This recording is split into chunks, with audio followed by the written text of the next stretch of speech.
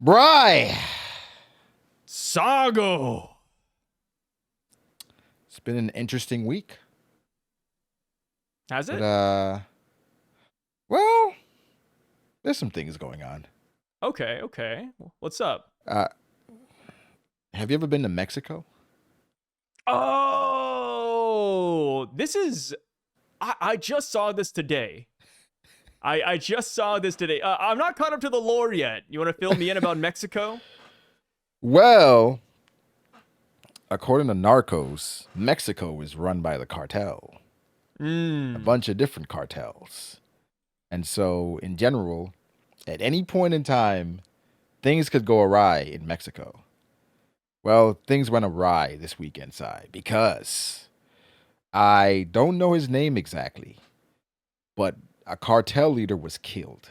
Now, people are speculating it is by the Mexican government in collaboration with the U.S. government, but the Mexican government, I've seen posts from the like cops and soldiers. One got like a bullet embedded in his chin from the God. operation.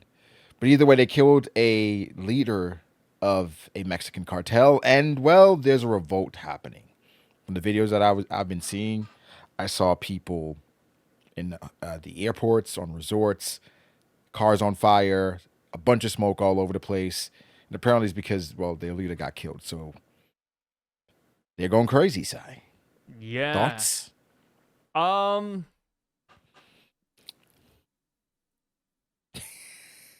What can Be I careful say, because man? they're watching. Yeah, I was gonna say, like, what do I say?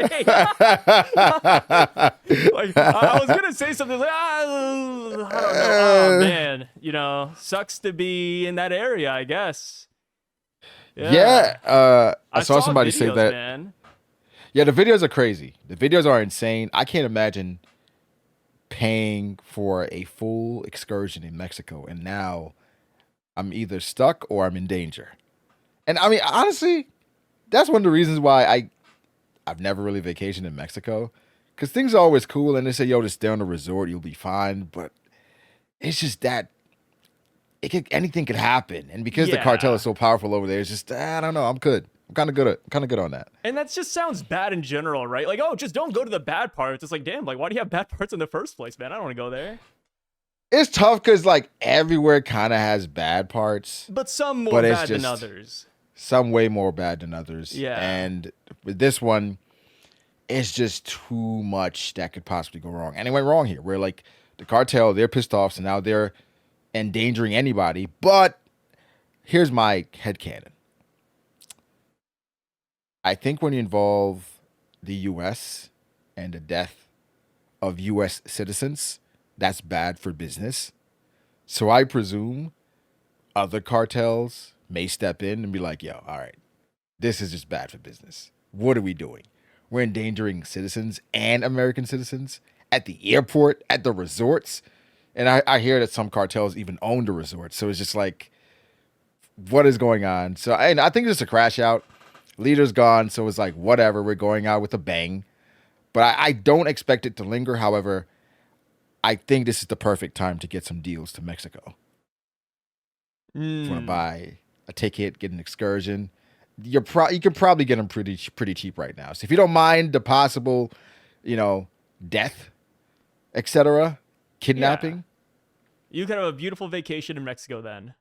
Yeah, just book it for April. Yeah, like a couple months out when like everything's hopefully done and over with. It's it's something. Like I had a friend who she's getting married. And she's like, yeah, we're going to Mexico. And it was like a specific city. And she's like, yeah, you and your wife should come. And, we're going to head over there. We're going to take a couple of buses. And it's like this nice secluded place. And I thought about it. And I was like, you know what? You're a great friend. But I'm not going. Yeah. hey, wishes, best wishes to you and your husband. I'm not going to that one. Just count me out. I'm chill. Yeah, I went to Dominican Republic recently. And, it's still the same thing. Like, hey, don't stray too far from the resort, blah, blah, blah. Yeah. Those rules exist anywhere. But any Mexican thing, I'm kind of cool on. And the thing is, I hear great things about Mexico. And it looks beautiful there. it's just unfortunate. I think this is gonna hurt tourism for a while, because I'm sure people are canceling flights. Like they're like, I'm kind of good. It just doesn't help tourism in Mexico, and Yeah. it's a major part. So I don't know. And then I bet you Tough have like a weekend. bunch of civilians who are just like, oh, we don't want tourists anyways, like it doesn't matter. But it's like, it kind of does. It helps, I mean, bro. one, It, it's public it perception, helps. right? Like, you don't want people to Yeah. think about your country and say, oh, like that's the country that has just, Costco's on fire, which the video I saw was literally like a Yeah. Costco on Yeah. fire. Costco was on Yeah. fire. Like, what are we doing? So hopefully it gets It's resolved quickly, something. but it's gonna have long-term ramifications for sure. Something else I saw that was like, oh my gosh, where I thought it was a disaster equal to what's going on in Mexico. What's They up? uh they were canceling TSA pre-check and global entry, No. which Please. because apparently it's a shutdown for Yeah. DHS.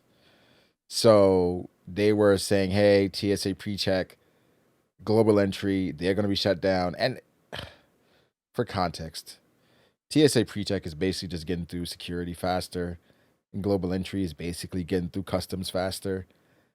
You shut those down, it makes just security hell, especially if you're already paying for these things. But what happens is you shut down TSA pre-check, you shut down global entry. I randomly saw it. If I was traveling yesterday and I happened to go to the airport, I'm like, oh, I have pre-check, I have global entry, I can get through security pretty quickly.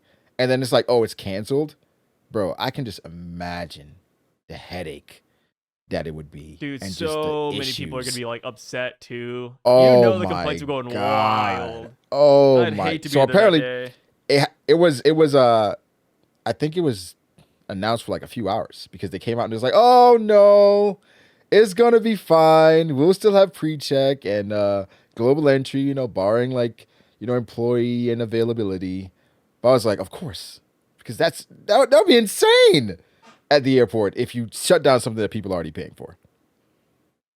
Yeah, everybody's gonna be asked for refunds, and then I've heard some of the horror stories where like some people don't get refunds for their plane tickets for certain things, and it's like, yeah, I don't know if I want to mess with that in general. I've never Yeah, done like TSA pre-check whenever I fly, so like yeah. I don't feel like the whole like, oh, that sucks, but yeah, I can imagine though. Yeah, I've done TSA pre-check. I've done global entry. This global entry, I mean, it's a godsend when you go through customs. You just scan your face and it's Just like, walk boom, you're through. done. Yeah, as opposed to like going in that long, insane customs line. So it kind of it helps a lot, especially with connecting flights overseas. And then TSA pre-check, I mean, it's just you get a bit more comfortable because you're like, oh, pre security is like, I don't know, 15 minutes, 10 minutes if you have pre-check or clear. So then if you remove those things, because normally they say get to the airport, what, 3 hours before you leave? Like with pre-check, I was getting like an hour, hour and a half, maybe. Yeah, I'd be screwed. I'd be screwed. And I'd be pissed. Because I'm like, what do you mean? Something I'm paying for is not working? So, How much is it? it, I think it's like $80 for like 5 years. It's eighty not dollars for that. 5 years. That's not bad. Yeah. That's Yeah. not bad at all, actually. Yeah. It's funny because like whenever I go to the airport, I never see a lot of people in that line, anyways.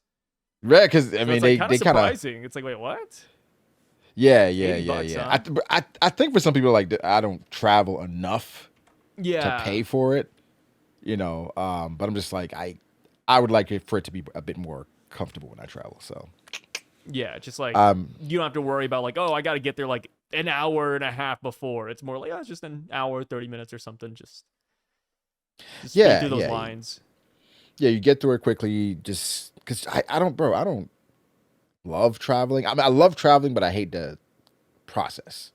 I Yeah. guess like the packing, the going through security, just the boarding of flights, and then I I hate what happens when a plane lands and then everybody just gets up and then it's like, bro, It's like for normal though, not getting man. We're not getting off the plane for another 15 minutes. Nah, Sit let them live. They want to get down. ready. Hear Here's, me out. But okay. They get up because they want to stretch their legs. Can you blame them? get up and sit back down. Here's the thing. Here's the thing. I don't mind people getting up, but what I hate is when I'm sitting down, people like standing over me, and it's like they're like hovering over me, and I'm like, bro, we're not going anywhere. You're at the back of the plane. You're gonna have to wait anyway. So a lot of times, the person that's standing up, when it's time to exit the plane, I'm like, I kind of force my way through. I'm like, you're not getting out in front of me. Like, it's just not happening. So standing up is meaningless. Sai, you're one of the standers. You stand up and wait. I stand and then I sit. That's what I'm saying. Stretch your Yeah, feet, but like I sit stand back and sit. down. But I get it though, you know? I don't. I get it, man. It just I can't well, hate it. if you're standing at your seat, sure. But a lot of times people like standing to kind of move up a little bit so they can get out a little sooner. It's like, bro, like, That never works. it never works. It just annoys the people around you. Sit down. Yeah, like in reality, you might like get ahead of the people right in front of you, but that's Yeah. But it just makes or things like more right annoying. beside you even. But outside of that, like you're not going anywhere fast, brother. This guy did that on a recent flight I was on, and like the lady that he was doing it kind of like complained about it, and he still kind of pushed through, but he left like his wife and his kids. So it's like him. He has to towards wait the front. anyways. So exactly. So he was out waiting for them to get out. I'm like, Maybe he doesn't like his family. Have you ever considered that? maybe. Maybe he 'Cause just really hates those guys. it's like 2 or 3 kids with his wife, and he was just there waiting by the door. I'm just like, dude, you should just wait it with. I don't know, but I do love traveling. Just I like people can be airplanes, annoying. and I like airplanes, but I like airports. I think is what it is. I love just like walking around the terminals, like waiting an hour for your flight, like the 5 times more expensive restaurants and mediocre airplane food. Like it's such an experience. I think it's because I don't travel a lot. I travel like maybe once a year, and it's always like it's fun, dude. It's like it's different, man. Okay, It's a switch up. I've been traveling more, so I travel like 3 to 4 times a year minimum. Yeah. So it's like I don't mind airport food when I'm coming back. Like when I'm about to leave my destination, let's say I'm stopping over in Miami or something. I get like a pizza or something to take on the plane or like a sandwich. I don't mind that. I think I'm okay. On the way there, I don't mind waiting till I get to the destination to eat something. Because I don't like to eat too much when I'm about to fly, especially something like unknown. Like I don't try things when I'm about to fly. Yeah, you don't know how your stomach's gonna react to it, like while you're on the plane. Because the last thing I want to do, brother, just take a You don't want to do that. It happens, but I got IBS, so every now and then I'm just like, gotta go. You gotta go. Gotta go. On the plane? Oh no. I'm bringing it to One Piece. I'm like Magellan, dude. I can't help it sometimes. I'm not that bad, but I know like daily it's a thing, right? So I kind of like plan it out where it's just like, okay, if I don't eat too much, I'm good. And the last thing I want to do is take a dump at an airplane or at an airport or on an airplane. But if I have to, I'm doing it at the airport. I'm going to do it before I get on the plane. I'm absolutely not doing it on the plane. Because on the plane, first of all, like you're in this bathroom, it's thin, right? It's super thin. People are always waiting outside. And people can hear. Okay? And they can hear everything. They can hear, dude. And so it's just I don't want to, and I don't want to be in there trying to stifle everything. I need to let it fly, man. Yeah, I just try my best. That's why when I'm on a plane, I try my best to just knock the fuck out just right away. That's why I don't sleep the night before. It's like the entire night before, I don't sleep. So I'm up the entire time. I stay up until it's time to leave. And then normally I'm knocked out on the plane. And you a window or aisle guy? Or you like the middle seat? I'll take whatever I can get. I'm not super picky. So you don't like select seat when it's time to travel? You just like whatever they assign me, I'm good? Preferably, I would because I travel with my wife, so I'll usually take like a Right. middle seat. And then have her take the either one, Yeah, either window or. or aisle. I usually give her like the Okay. window because the last thing you want is like a rando to sit next to your significant other. So it's like, yeah, I'll take the middle. Yeah. I'm That's how funny I enough, see it. I'm an aisle guy. She's a window guy. Gal. So Hmm. we kind of on the way it kind of alternate. So like on the way there, I'll do the middle where then she gets the window. Then on the way back, she does the She takes the window. middle, and then you take the aisle. Yeah. Yeah, no, I do like the aisle though. Yeah. If I had to pick one, I think aisle would be my Aisle is go-to. yeah, Just because aisle you is can my get up go-to. first. You can like Exactly. get up first. Well, for me, it's either get up first. If I gotta go to the restroom, I don't have to ask or bother anyone. Oh yeah, dude. If somebody's like sleeping right next to you, hey, sorry man, I Y- gotta like take a shit, and then they have to stay Yeah, up and wait for you to like get back because they have to move again anyways. it just makes things annoying. So I just rather like have that option. So it's just No, yeah, I didn't y- even think about that. yeah, because there's been times where I'm in the middle and somebody they like knocked out, and I'm like, all right, I gotta piss. I'm like, yo, gotta go piss, man. So Sorry, it's brother. rare. Nah, so I definitely like I like selecting where I sit. In movie theaters, are you like a middle? Are you sitting in the Oh, back? Or edge. you edge at the movies? Why? Yeah, I always sit just somewhere along the aisle. Right, I sit right, somewhere right. along the aisle, preferably as far back as possible. Yeah, same. I like sitting. Well, I think recently with the new theaters, because they're like recliner, it's not as they're like so much space. I think in Yeah, between, it's not as pressing. But for the older theaters where it's like you're right next to, I definitely need like the edge. yeah. I just don't Yeah, like I can't. sitting next to people sometimes. So do you buy like the seat next to you just in case? No, no, I just man up and take it. I'm not gonna buy the seat next to me, but yeah, ideally it's Like, just like yeah, nobody's there at all, right? yeah, I mean that's always tough, obviously when it's large premieres and things like that. But if I have the choice, I'm with you. I'm definitely doing far back aisle for sure because I like I'm I'm I'm not the early. I don't like arriving too early to a movie. Like I get there like in the middle of like previews and stuff like that. I'm not the super early type.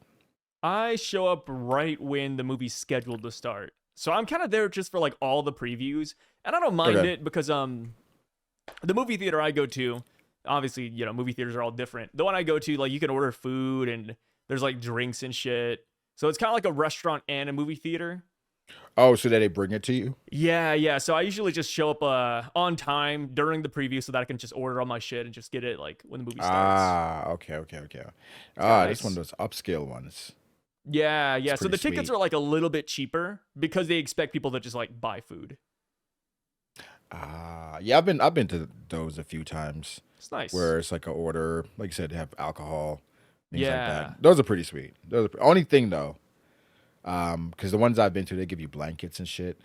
Oh. Uh yeah, it's just don't go if you're even slightly or remotely tired because it's so comfortable. Oh. You Yeah. are out. Man, So, I was thinking about smallpox for a second. I was like, damn, dude, what if you just like, like how they did the Native Americans back in the day? s- smallpox. Yeah, man. Like I remember a long time, obviously a long time ago in history Mm. class, they were like, yeah, we gave those Native Americans blankets just as an act of good faith, but in reality, they had smallpox and disease. I thought that's where you were going. Like, don't go if you're like remotely like a germaphobe or something. I thought that's where you're like heading with it. I don't think I'm a crazy germaphobe, but I am particular about certain things. I Yeah. always have like I try to have sanitize with me at all times, Like you especially in the wouldn't car. Yeah, I mean, when it comes to that, like I wouldn't, for example, like lick the ground. Are you a 5 second rule person? No, no. Like the minute something hits the ground, it's cooked, brother. At home? At home, a little bit different. Depends on what it is. Soup. I spilled soup on the floor. I'm not eating that. Wait, why the fuck? Okay, wait. Why would anybody say yes to that one? No, nobody would say yes. What do you mean? So you spill I soup don't on the know. ground and you just like lick it up with this, like, I don't know. Some You get a people are straw. super frugal. I don't know. Yeah, I think There's no saving that, man. That's done. it depends on what it is, like you said. Anything too wet?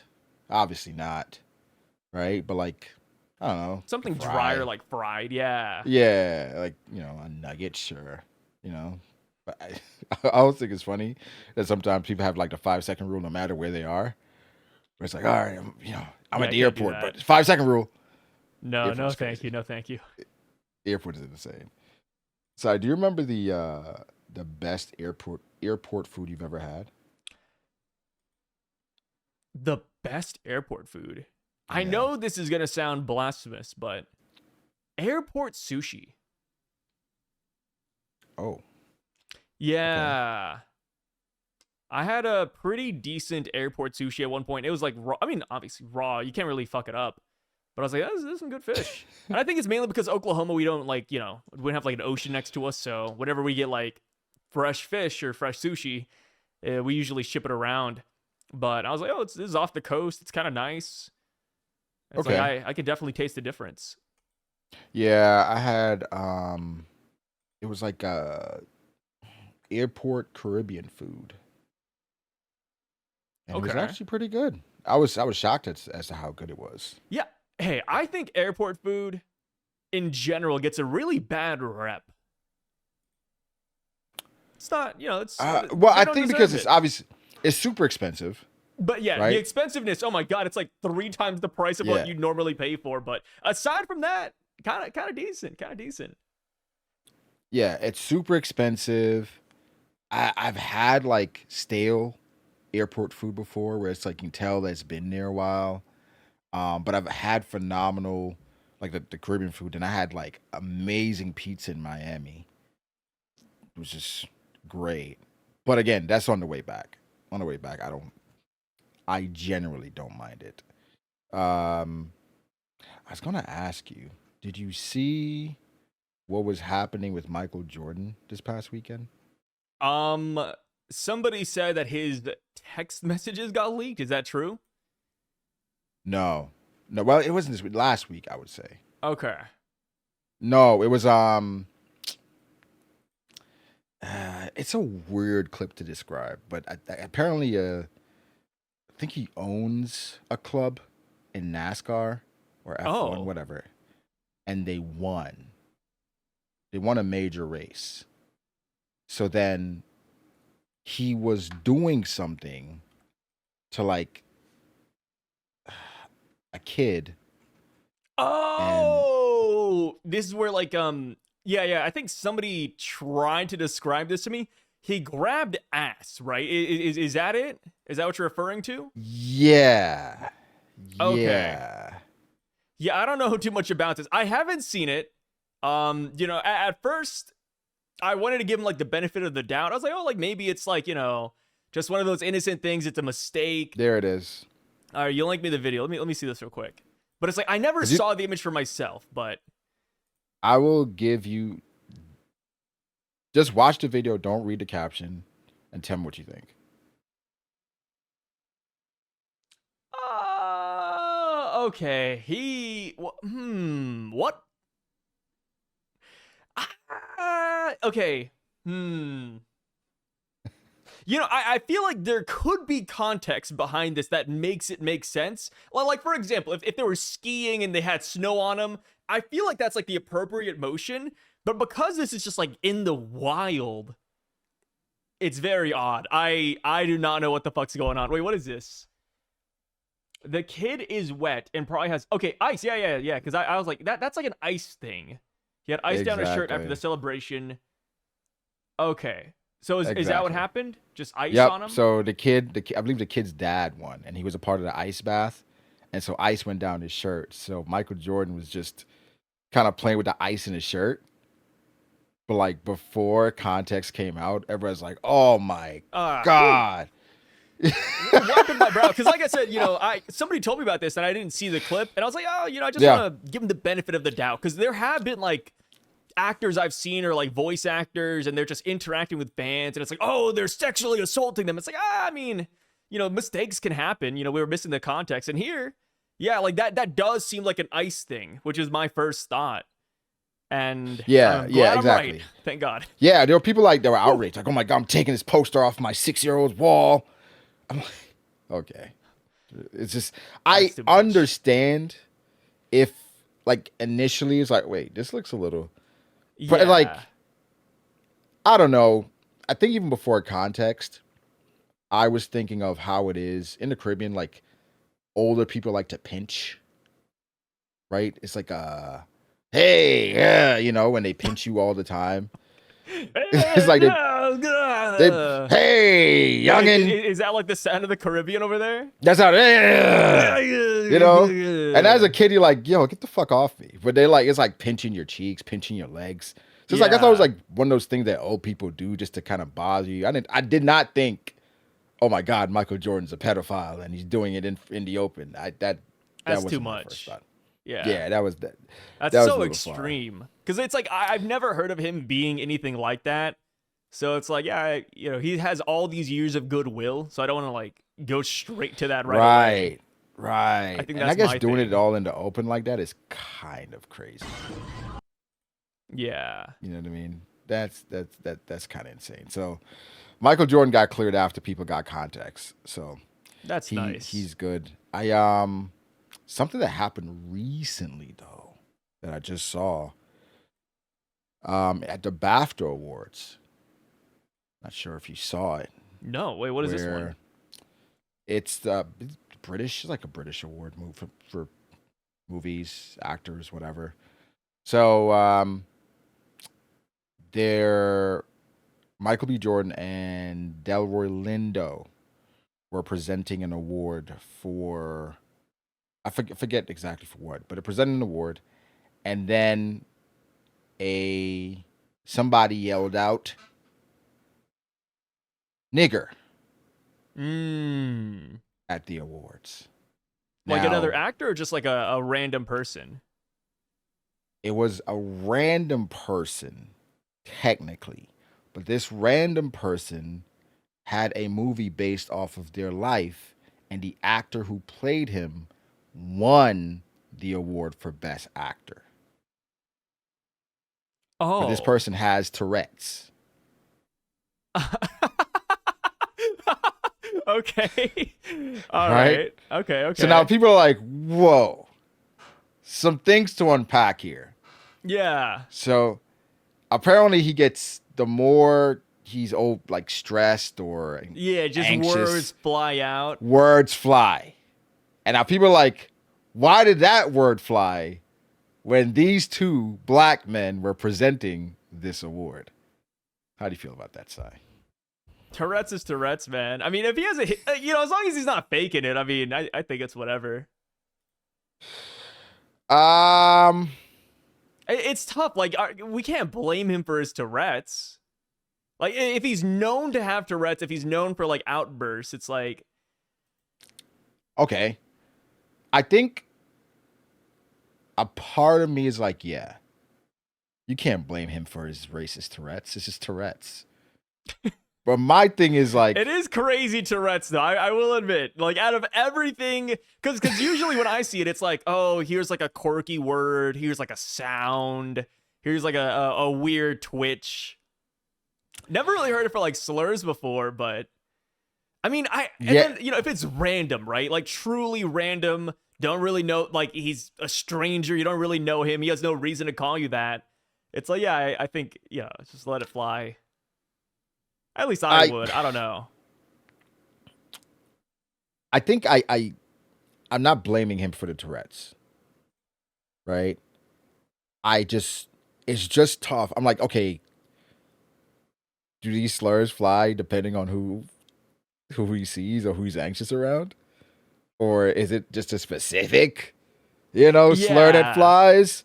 Or if he does it all the time, like, all right, it is what it is. That's just. him. But then it's like if he does it all the time, maybe we shouldn't have him at an award show. You know, maybe it's kind of like, this may be weird. Because what if, there's a movie based on a gay person? He's like, so many words you could use there. Oh, But yeah. is it then, Hey, catch me on it like is a what it Friday is? night online. Let me tell you, all these slurs are just flying out, brother. Not a single one is left I don't know. unturned. Yeah, I thought in general it was just like one of those weird things that like, you don't blame anyone, but it's just kind of like, what the fuck? But I've seen people with Tourette's before, and it's tough. Yeah. That's such a funny situation. And I don't. Okay, additional context. I don't think it was streamed live. Oh. So like they could have just like cut it out. That's what people are saying. Like, why did you just cut it out? Yeah. They should have just cut it out at that point. Okay, now I'm just blaming the editors. It's like on what some TV shows, or at least back in the day, or like news sites, they're like 30 seconds behind, so that like if there's an adjustment or like, somebody says a bad word, it's like, oh, you just bleep it. Yeah. It's like nobody there was doing that. That's the thing, because they said they bleeped out something that was sensitive at the award show, the same show. So it's like, why did you not? But only difference though, this was in the middle of a presentation, but you could bleep it. Just bleep it. You could bleep it. It's like a 2-second bleep. Come on. Yeah, you could bleep it. Nobody's missing anything like important there. However, I'm not tapped in like that, so I didn't know about the BAFTA before. Now I do. Yeah, I've heard about the BAFTA. I don't really pay attention to like award shows that much. I think now, because I'm getting kind of more into movies a little bit, I'm paying attention a bit more. Yeah, your New Year's resolution of eventually attending an award show or like a movie premiere. Yeah. So I'm paying attention a bit more. I don't know. BAFTA is not that high on the list anymore. Hey, but also you guys hear that, right? Like, hey, if you're premiering a movie or you have any special events, Brago is 100% down to go. I'll say this. Don't invite anybody with Tourette's, though. Okay. I'm not just trying to go to any movie, though. You know what I mean? Like, any movie? No. Not just any movie. Oh, like, so now what you're if being it's picky, huh? I'm a little picky. That's crazy. I think it has to be a movie that, like, I'm interested in, that I want to see. Like, yeah, so if your movie is awful, Brago's not going, though. Just heads up. No. I'm trying to think of a movie that's like, imagine that though. Like, somebody's like, oh man, I made this movie. It took all these years to just cook it up. I really want my favorite YouTuber, BDA Law, to show up and show out. And he sends you the invite, and you're like, no thanks. I'm good. What if it's like a... It's kind of mean, huh? No. I don't think it's mean to decline things, right? To respectfully decline. Yeah, you could respectfully decline. Okay. You gotta make up an excuse at least, though, right? Like, oh, you think sorry. So? Yeah, just make up an excuse. Like, hey, my wife died. That's just something to get you out, right? just anything, man. Come on. Then they're watching Bryv Sago video the next week. Like, yeah, me and my wife, we went out for steak at this restaurant. Yeah. Like man, bro, I thought, quick, huh? like, yeah, I got married again. I think here's where I am with excuses. I think I'm at the place now where I'm leaning towards not making up excuses for something you don't want to do. Yeah, you're just gonna be honest with like not going. Yeah, where it's like, I'm good. I'm just gonna sit this one out. As opposed to, yeah, man, sorry, man, I got this thing I gotta attend to. As opposed to, not this weekend. Sorry. Yeah, I got. Is that bad? Going. Is that wrong? No, there's nothing wrong with that. I mean, I think the typical thing that people do more often than not, is like, sorry, man, I just got something else I gotta do. Where's the easier way? This thing came up, and you know how it is. That's the easier way to do it. As opposed to, just don't feel like it. Is that rude? I think I don't feel like it is. Is that rude? I don't feel like it. I think typically it's viewed as rude to say I don't feel like it. Yeah. But why? It's just because it's like, like it depends on what the event is. Like if they went out of their way to like cook up a party or something, or they're like, oh yeah, Brago's definitely gonna show up, and then you just say, hey, I'm not going. I don't know. It's kind of rude to turn down. I guess the politics of it, right? Yeah, the politics of it. Yeah, so if it's like an invite to a premiere, yeah, it is probably in bad form to say I don't feel like going. That's to why premiere. I'm thinking of excuses, right? Like you can copy mine. We'll just say your wife died. Yeah, you putting a lot on your wife though, right? Like it's a lot on her shoulders. Yeah. You like whisper in her ear, "Don't post on social media." Like, hey, you got to go missing for a little while, okay? Yeah. Sorry. Nah, I try not to make excuses on things that big, that large. That's a bit much. Yeah, it depends if you ever see him though, right? Like let's say this is a guy you'll never ever see again in your life. You can make that excuse. I always think that, where it's like I'm never seeing these people again. And then they show up in like season 7. Then you never. They show up in season 7. It's like, oh fuck.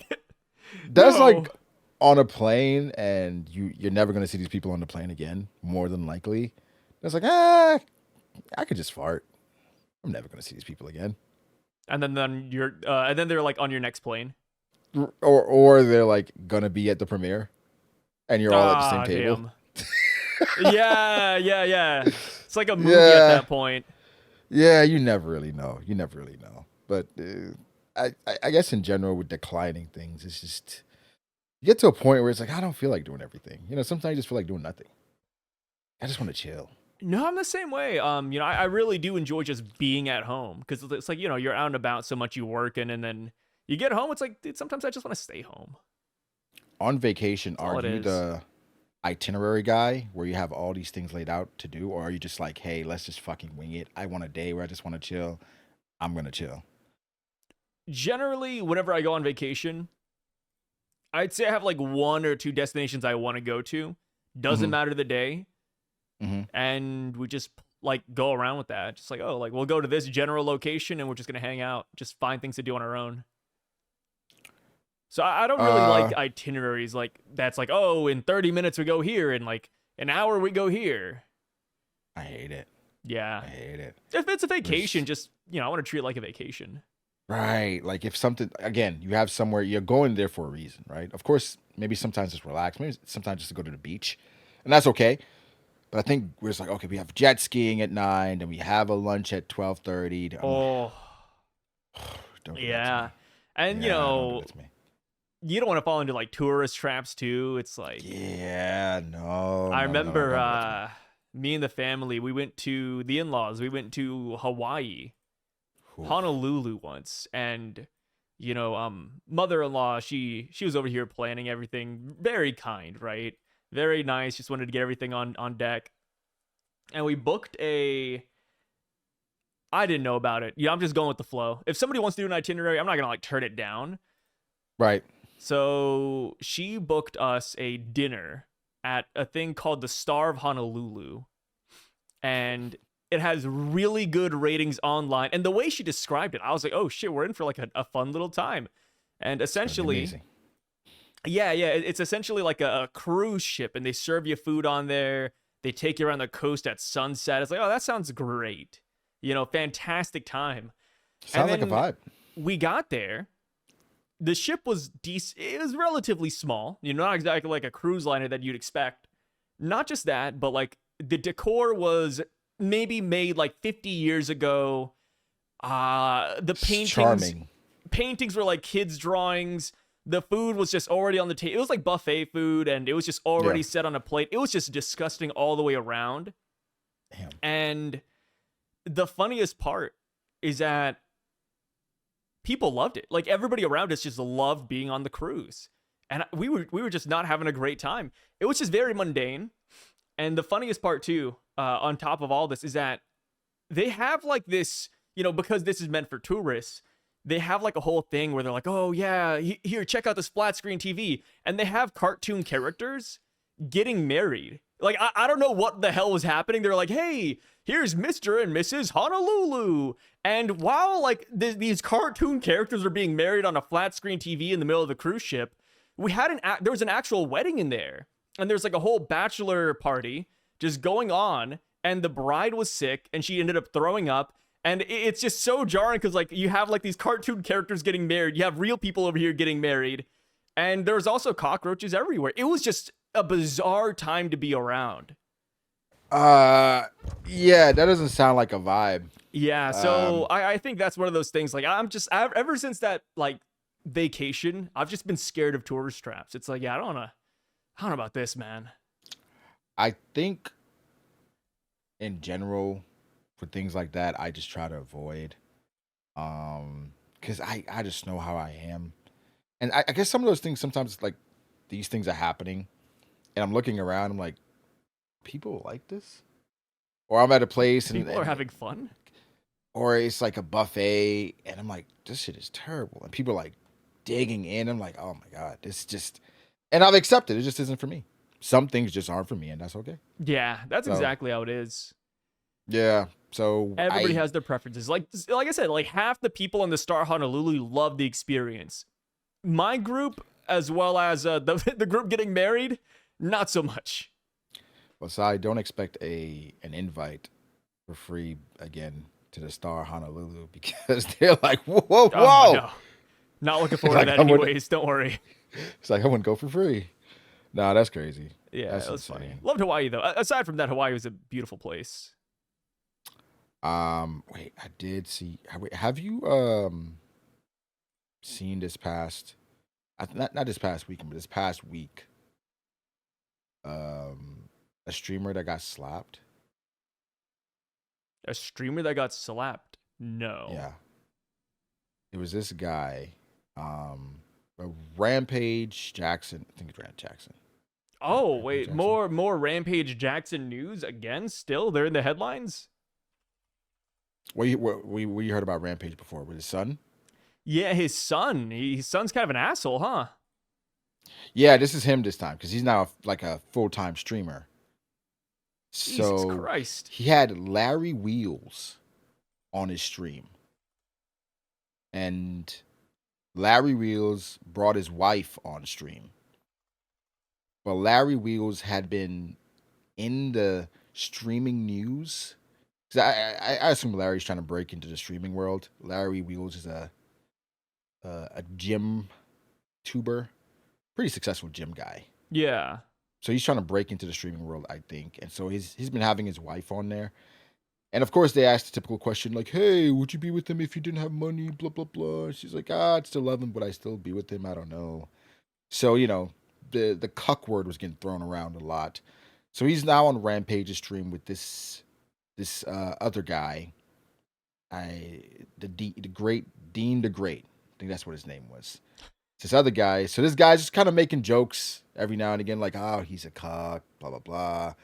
Like, your wife, she's looking at me. So then they get to a certain spot in the stream where he says to the camera that his wife is up for grabs, and it seems like he had been drinking a little bit. So then he tries to go to his wife for a hug. He's like, like, come on, all right, I know we're streaming, but we gotta chill out. Then he tries it again, and he tries to touch his wife, and then boom, Larry slaps him. Larry And then slaps Rampage Jackson. no, he slaps Dean. Oh, okay. Yeah, he didn't slap Rampage. He slapped Dean, which is the other guy that was on Rampage's stream. But that wasn't, well, that was the end of that. But everyone was like, he deserved it because he was trying to go after his wife. Then I think the next day, Dean saw someone again, and he basically told him, this is on stream. He told him that he didn't like him, and then he got basically slapped again on stream.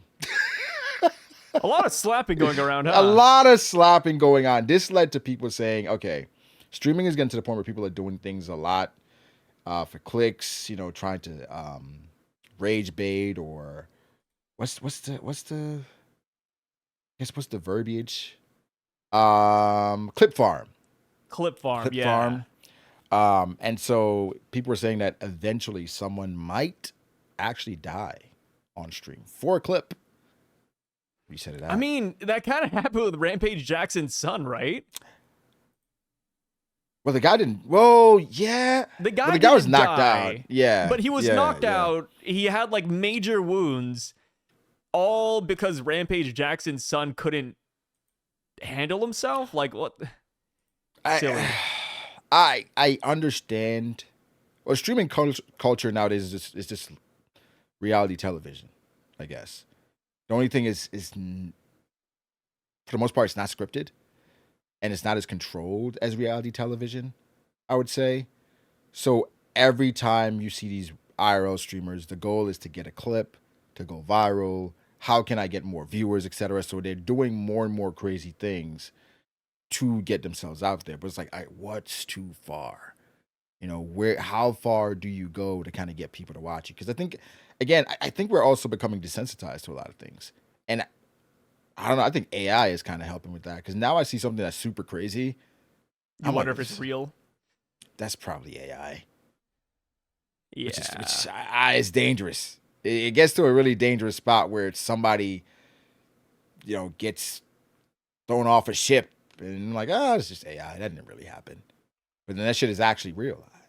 It's The kind of one of the scary. kid getting thrown off the ship is crazy. Yeah. Did he get thrown off? Yeah. I know what you're talking about. Didn't his friends like essentially dare him to do it? Yes. And I believe he died. Yeah. Yeah. I don't know if they found the body, but they just assume that he got cooked. Yeah, man. I don't know. Streaming culture is just a different time. And AI. It's funny you say that AI because is I mean that story. It's not even like they weren't even streaming; they were just like doing it, right? just recording. Yeah, they're just. Were they even recording? But they had him jumping off on camera, I believe. Oh, okay. Yeah. I believe they had him jumping off on camera. Damn. So I guess you never really think about it like that, where, oh, he jumped off. If he can swim, he's fine. They'll just stop the ship. But that's a lot. That's a lot of jumps. They will not stop the ship. I mean, the thing is, like, they could try, but imagine what you have to stopping a do to ship get that's the ship going. stopped. Exactly. Yeah, like they're not just gonna like drop an anchor and be like, okay, it's time to save this kid. Like, no, they gotta like check to make sure you're not lying. They gotta fucking go to like two other people who are on top, like at the very top, like, hey, we gotta do this. Then they delay the whole thing, and so then you're even then, like by the time they stop, like you're probably like 2 miles, 3 miles, 4 miles out. You're not finding that kid, man. He's gone. If the waters are too rough, or like who the hell knows what's in the waters at that point. Yeah. But I guess alcohol, youth, not thinking about that. Just like, oh, get this on camera, bro. I'm gonna jump in the water. I can swim. Dumb kids. Yeah. I don't know if it's AI, but I saw a clip of like a husband and a wife at a beach, and the waves are like super crazy. I'm talking about the waves are super crazy. They're at the shore, and it seemed like the husband is trying to pull her back, but she like pulls away and she goes into the water, and apparently she gets pulled away by the waves and never comes back. And you see him trying to get her, but the waves are like bigger than him. And it's just like, I don't know if it's real. It could be AI. Or just can't trust anything nowadays, man. No. It's a limit. I think I take everything now with a grain of salt. I'm like, I could be real, but I'm not just gonna automatically believe it right away. Yeah. You know what I mean? Have you seen the video online? It's been trending. It's of Punch the Monkey. No, I haven't seen that. Oh, dude. Yeah, it's a Japanese zoo. And essentially, like, there's this little monkey, and his mom just didn't want him, abandoned him. So to make him feel less lonely, they gave him this like stuffed monkey teddy bear, teddy bear monkey. They gave him like a stuffed monkey to like make up for his loss of a mom and family. And all the monkeys in the zoo, in the exhibit, they like just bully him. They just like push him around, beat him a little bit, slap him, and whenever he's scared, he just runs to the monkey and hugs it. And people are eating this up. It's so sad. Yeah, I'm looking at the video now. Yeah, oh poor guy. But why? Okay. It's such a cute monkey, dude. my thing is like, oh my god, But now I'm just like, I love that he why has that like keep? stuffed monkey, but now, he's gonna think that's like his real mom, and it's like obviously it's never gonna move. But why Oh, keep punch with these bullies? I I, guess it's just I part guess you of can't separate them. And is a then rite of passage. yeah, it's a rite of passage. I've heard But it's some like he people say runs that monkeys away, just do this, right? but punch runs away, and it looks like they just go right back to going after it. Yeah, I mean they're not gonna Oh, stop. Like, yeah, him hugging this fake monkey, it's not gonna stop the bullying. Of course, they're gonna keep going. they're probably like pussy. Yeah, pussy ass bitch. Like, yeah, run your stupid fake monkey. Oh god, and I think his mom is among the ones that's like also bullying him too. Really? Yeah, I think the mom also just hates his guts. I don't know what Oh the hell my he did, man. god, What did he that's do? crazy. Because I'm looking at the video now with him laying on the monkey, just passing out. Oh man, that's crazy. Yeah, it hurts the soul. Really, I saw this in my heart, man. But that's My like the god. wild kingdom, right? Because I saw there's a video. I think is it a cheetah or a tiger? And I don't know if you ever saw it. It was like the tiger has like the monkey in his mouth, and it just seems like it just accepted his fate. It just closed its Yeah, eyes. that It's makes just like, sense. all right, I guess it's my time. Because only so much you can do, right? Yeah, like It's like and that's the monkey's not dumb. It's like, well, I'm fucking cooked, dude. I'm done. That's yeah. it. You just gotta take it. He probably heard You know, stories too. Like his ancestors were probably like, yeah, by the way, if you get caught by like a tiger, you're just dead, man. You can't fight that. yeah. I mean, just being part of the wild, getting separated from your family. Now you're stuck and you're lost, and now you're being hunted by a freaking tiger. Jesus, man. But they're kind of built for that. Kind of. Yeah, more so than we are, Yeah. at least. Yeah. We're not prepared I for think I something like saw a that. video of like a guy getting mauled by a tiger too, just recently. Like they Uh, thought they'd be fine, and they just went in there and they just got destroyed. like I do plan to go on a safari at some point. I I To guess like fight I a do have some, tiger. no, just to watch, Ah, just to see them, or not to see a tiger on a safari. I don't think I want to do that. I maybe I'd want to see some elephants, some giraffes. okay. Maybe if it's a tiger or a lion, like from really far away, you know, nothing too close. They have those where you can go on the safari and they're just there chilling out. I'm good. I don't think I want to do any of that. But just driving by, possibly spotting it. I don't know. I think sometimes you just gotta let the wild be the wild, bro. Don't don't test your luck. Okay. Yeah, yeah. Don't Which mess with it too much. which speaking of the I think it's because wild, we only see like cute videos of animals, so it's like, oh, it's fine. I could just hang out with this zebra. And it's like, I don't know.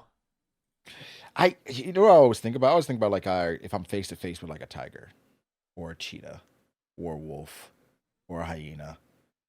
I know people say they're gonna fight till whatever, but like typically what happens is like after the first, bite or scratch, you just you just retreat to protecting yourself. I mean, that's not just that, but like, even if you do win the fight against the cheetah, like let's say you pull out the W, you're probably You're gonna probably get cooked due dying. to just bacteria, anyways. Like a crazy infection's just gonna get you, and you're cooked. Infection or blood loss. It's like the chances of you a cheetah you have obviously a way better chance of beating a tiger, but it's still a low chance. A tiger? Hey, you never know, man. Hey, I've seen worse odds out there. Like maybe the tiger. Sure. The tiger's having a really bad day. IBS? Yeah, it woke up on the wrong side of the bed. How about that? You got to consider all the possibilities, Brago. I think Maybe the tiger's, just tired. Of course, if I'm in that Nerf. situation, I'm hoping that the tiger is pregnant, right? Just about to drop. Well, pregnant is Ooh, crazy because or that maybe they just fought like a hippo a minute ago. like they just really injured, right? Because what happens is I fought a really injured tiger. All it took was like one stab and it was done. But then, like the legend is crazy, right? Now I'm known as like the tiger. The Tiger Slayer. Yeah, right. But I know the truth. I'm not gonna tell everybody the truth. Like, oh, the tiger just basically passed Yeah, out in front of me. don't tell him, dude. Hell no, you know. But in general, I just try to. The tiger is in here. It's not gonna try to disprove that story. You know what I mean? Right. I just try to. The worst thing is somebody trying. Hey, you want to recreate it for $20 million? Yeah, No. yeah, in front of an audience. In front of it, I'd fight another tiger. Hell no. I'm Yeah, how kind of about good on that? that. Did want to give an update because we did receive some interesting feedback to our Chibi video that we that we reacted to. Oh, Um, because Chibi did release another video, an update, basically saying that he's good, that he's did some self reflection and he's fine. He's gonna keep uploading content, and that he's good to go. I'm not sure if you saw that video, Sai. no. Um, and so there were some people in the comments that did feel like we weren't empathetic enough to Chibi in his situation. There were some people that were completely on the opposite side that don't care for Chibi at all, which I thought that's where the timeline was leaning more than anything. And it was a lot of political takes and well, Chibi did this in the past and this. And I I'll say this, okay. With the Chibi situation, there's empathy there. I think more than anything, I'm happy that he's alive and okay. I think it's just difficult when somebody's pouring their heart out to the internet. And I think for me generally, when somebody's crying on the internet and they're recording themselves crying, it's hard for me, right? I think I tried to be as empathetic as possible because of course that's a difficult situation. But it's still, it's still a tough situation to see Yeah, in real it's time. it's one of those things. It's like we were empathetic. I thought that we were very kind. We made no personal jabs at Chibi. No. We essentially said the situation is pretty scuffed. We feel bad for him. But I did see some people like essentially like mad at the way we reacted. And it's like, brother, what do you want? Like, did you want us to just like stone face, like just watch the video, cry a little bit with him? Like, what the hell are you guys expecting, man? We said it was bad. We said, oh, no good. And yeah, that's pretty much it. And of course, we made jokes in between with each other, but at the end of the day, you try watching this video. This is always my defense. You try watching this video with a friend of yours that thought that this was going to be an inspirational, uplifting video. And it's like, it's going to turn into a goof session, man. Like, grab your boys on Discord, watch the Chibi video. Yeah, you're going to have a couple of, you're going to have some giggles going around in the room. Like, it is what it is. And the thing is, people were saying that we were being mean. Brother, if me and Brago wanted to be mean towards Chibi, we could have just said way worse shit. Like, I promise you. There's so many jokes we could have unleashed that day, and we didn't. Because we do, mean. We're generally unbiased towards Chibi. It's a bad situation. We held back. Yeah. We did. We showed a lot of restraint, believe it or not. Yeah, I mean, like I said, I think it's crazy how many people are adding me on Twitter. It's like things Chibi said. I'm like, bro, like I don't care. I'm not that invested in Chibi's life. I'm not okay. I'm happy that Chibi's good. But yeah, I mean, it's just a tough situation. And honestly, I think what was funny in the midst of all that was how casually Chibi was saying things. So it's just, I guess what some people wanted was was for us to say, no, nah, not to Chibi. I'm just like, I'm like, bro, like it's a crazy situation. It's an insane situation. It is nuts. Just drop it out online. Yeah, man. And shout out to him for putting something like that And yeah, you online. gotta imagine, man. He sat there for like 30 minutes editing that video too, putting in background music. It's like that's a venture, man. And if he proof It, watched that video, he watched that video of himself 3 times, possibly. several Like, times. my God. He said, "Yep, yep. Send it, man. This is it. Send it." He said this is well, what did Luffy say when he hit Gear Fit? Like, this is my peak.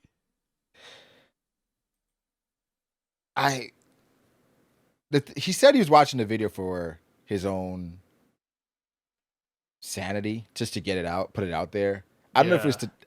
Here's the thing. Even if you recorded it and didn't upload it, I don't know if it was it rumors before where it's just like I'm just gonna dispel No. all the rumors. No, I'm nobody just gonna nobody set the knew record about straight. this. Like I said, the friend group isn't public, man. They're like, none of them are like streamers, none are YouTubers, none have any like social I'm media gonna get out ahead of presence. this. Just let everyone know. Let everyone know what really happened. Sorry, guys. That's what I best thought the friend mindset fucked was. my fiance. It's like, whoa, who are these people? It would hit different if we knew who these people were. And it's like, oh, Yeah. then you have somebody else you can kind of blame or point to. But for now, these people are nameless, right? Nameless and for the most part faceless. I did Shouldn't have uploaded. I they- stand by what we said. Should not have uploaded this. No reason to. No. Well, there is a reason. What's the reason? Them views, boy, them views. The views did go crazy. People love drama, man. People love drama. eat it up. I think if I was a YouTuber that didn't care about sharing my life online, every dramatic thing I go through, I would upload it. Like, Yeah, you would like cry. Oh, for my example, God. But I don't you'd think also I'd be cry. wiping those tears Well, away with dollar bills. I don't think I'd cry, but every dramatic situation I'd gone through, like I've had situations at the airport, situations on vacation. As bad as Chibis at an airport? Not as bad as Chibi's. I don't think anything I was that about to bad has say, ever happened. like to me. imagine you go to an airport and you just get like a Chibi situation. Like, what the hell happened, man? What happened at that airport, Brago? Is this TSA pre-check going out? I don't think anything. There's nothing close to Chibi that has happened to me, but I've had some pretty strange situations happen that if I uploaded it, but I don't think it's worth putting it out there. I think some things Batman shouldn't get out of you. Some things should just stay You hidden take to forever. the grave. You Yeah. take to the grave because you're like, ho, ho, ho. Nobody's finding this L out. I'm sorry. But some people monetize L's. And I think sometimes people exaggerate their L's for monetization purposes. Yeah, like- I mean, you gotta admit, I don't think Chibi did it for the views necessarily, but the views did come in.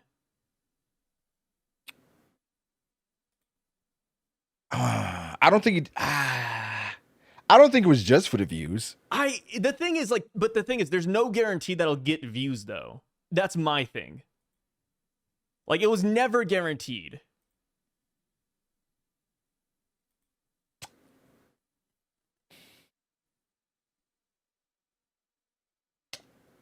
I don't know. Because you gotta Like- imagine, anime YouTuber, right?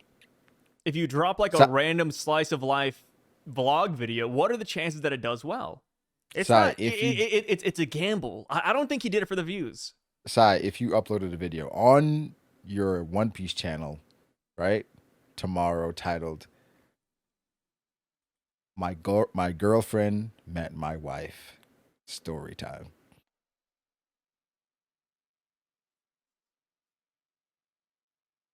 Maybe that would go crazy.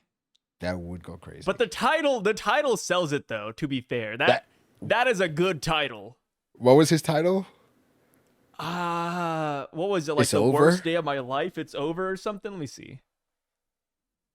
But imagine, because here's the thing, a lot of people hate watch Chibi too. Because a lot of people don't like him. So putting something like it's over or my life is over or something like that, Oh, people it's are just, celebrating. I lost everything. People are like, oh man. Man, dude, he's Oh, been yeah. pumping out videos. I mean, it's been a while, but my God, video each I think day. he uploads every day. Yeah, every day. He uploads every day. Yeah. Not bad. I think this is life is content. Like I think, and with everything he's going through, that's probably what's keeping his mind off of it. So I get it. Yeah, Saying just keep doing power it for through it. sure. But it's just, yeah, I think Chibi understands how he's viewed online.